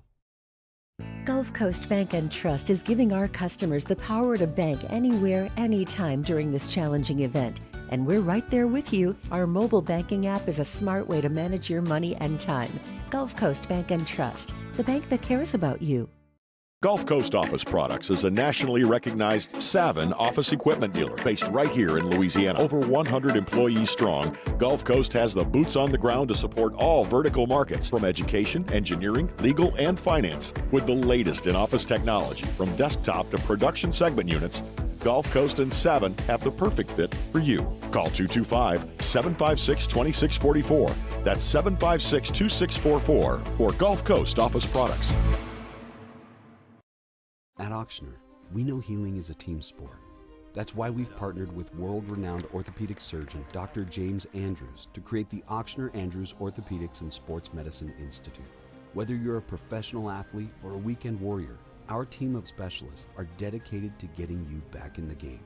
So whatever your reasons are for reaching your personal best, we've only got one. You. Auctioner Andrews Institute. Long live you. I've been doing business with Luba for 25 years. They're dependable, trustworthy. It's just the attention to detail with our clients. Our folks have years and years of experience. They're highly trained professionals. But many companies have that asset. What I'd like to think makes Luba a bit different is that we use those talents in a way that truly is dedicated to serving the needs of the folks who depend on us. I had to leave my parents. I had to move schools. I don't know anyone here. Everything keeps changing. Why is this happening to me? I'm sure glad you're here. Change a child's story. There's a child in foster care waiting for a volunteer like you.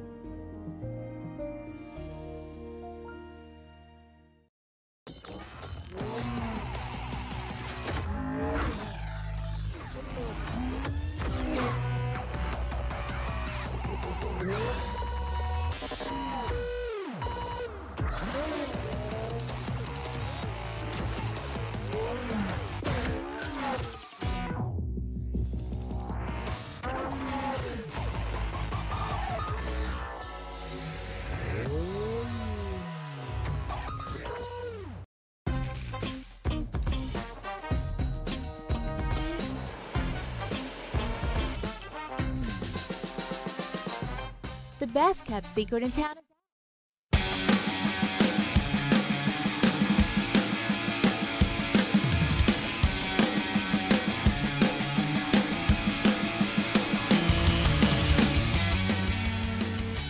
After further review with Matt Moscona, presented by Relief Windows. Windows, doors, siding. Call 288-8138 or visit reliefwindows.com. ESPN Baton Rouge, New Orleans, Alexandria. Down the stretch we come. Final segment, Monday edition of AFR, presented by Relief Windows. One thing left to do. Find out what we're betting on tonight.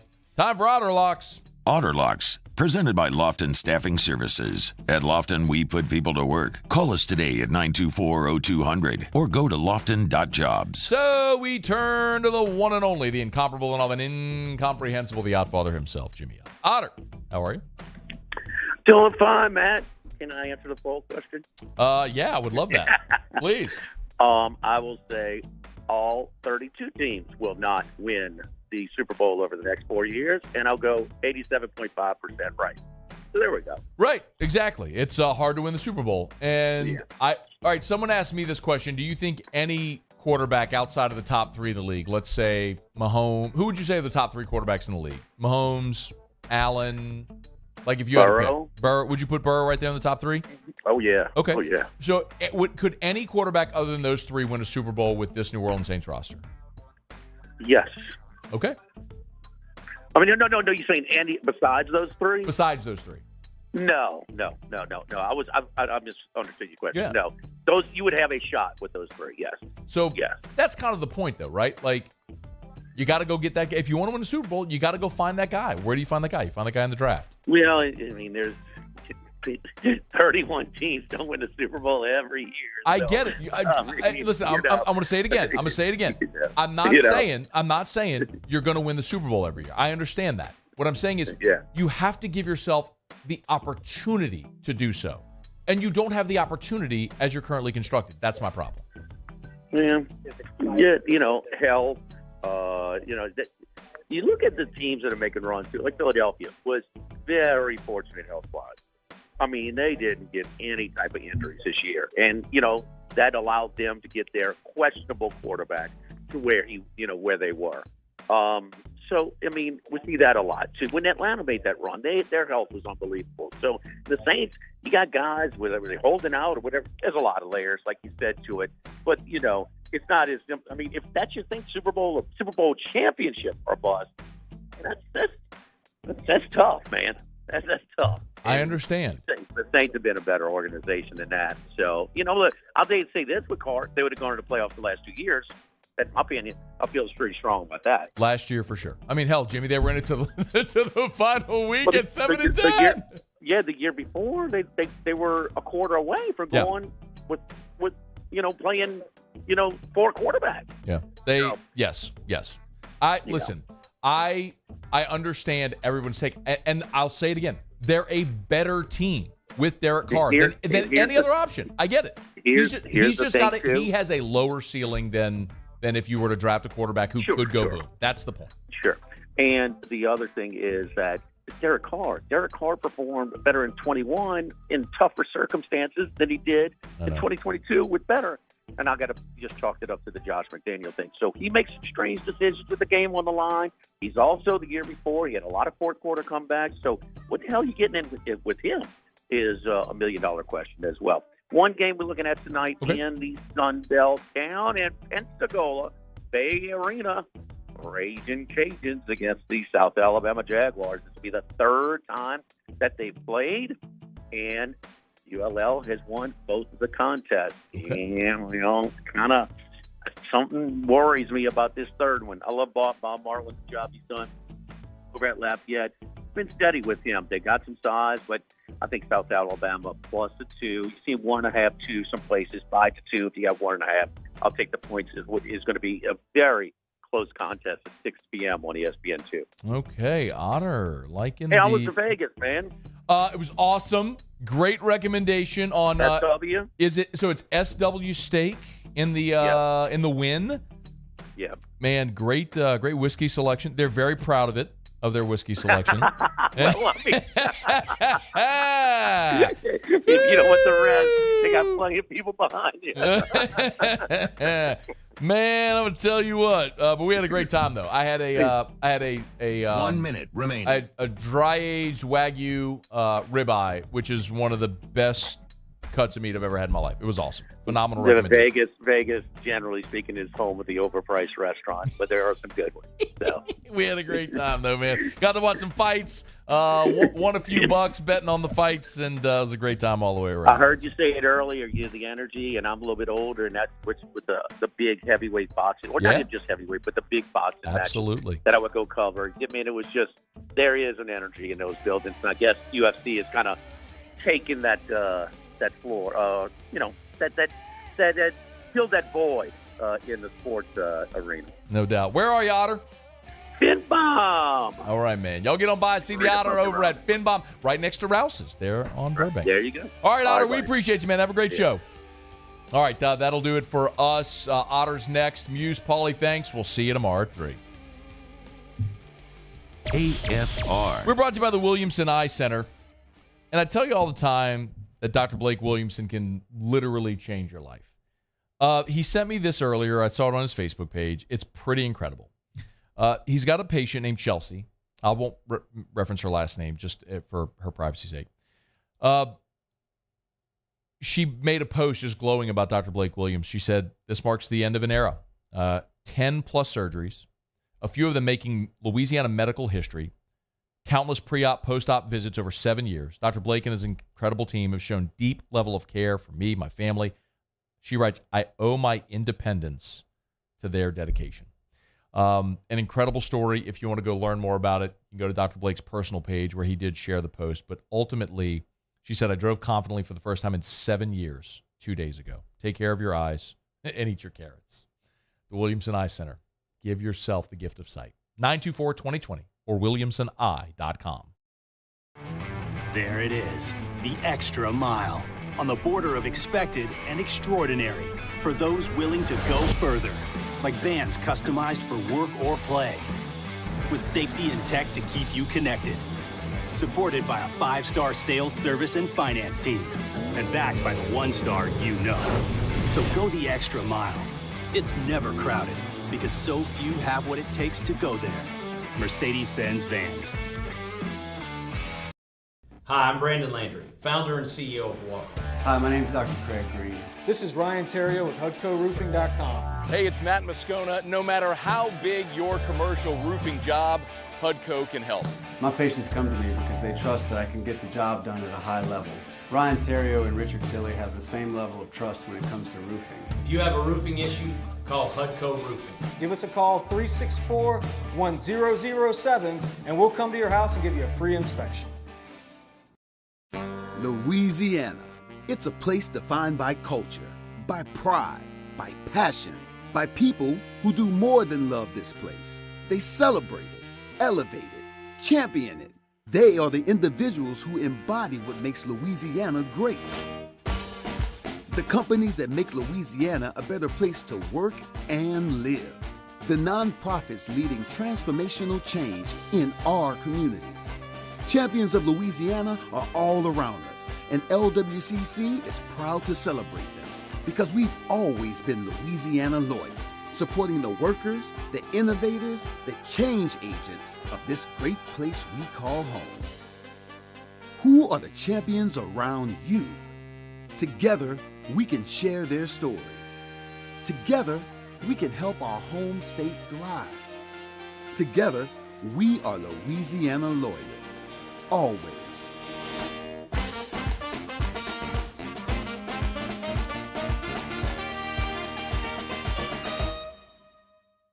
Gulf Coast Office Products is a nationally recognized Savin office equipment dealer based right here in Louisiana. Over 100 employees strong, Gulf Coast has the boots on the ground to support all vertical markets, from education, engineering, legal, and finance. With the latest in office technology, from desktop to production segment units, Gulf Coast and Savin have the perfect fit for you. Call 225-756-2644. That's 756-2644 for Gulf Coast Office Products.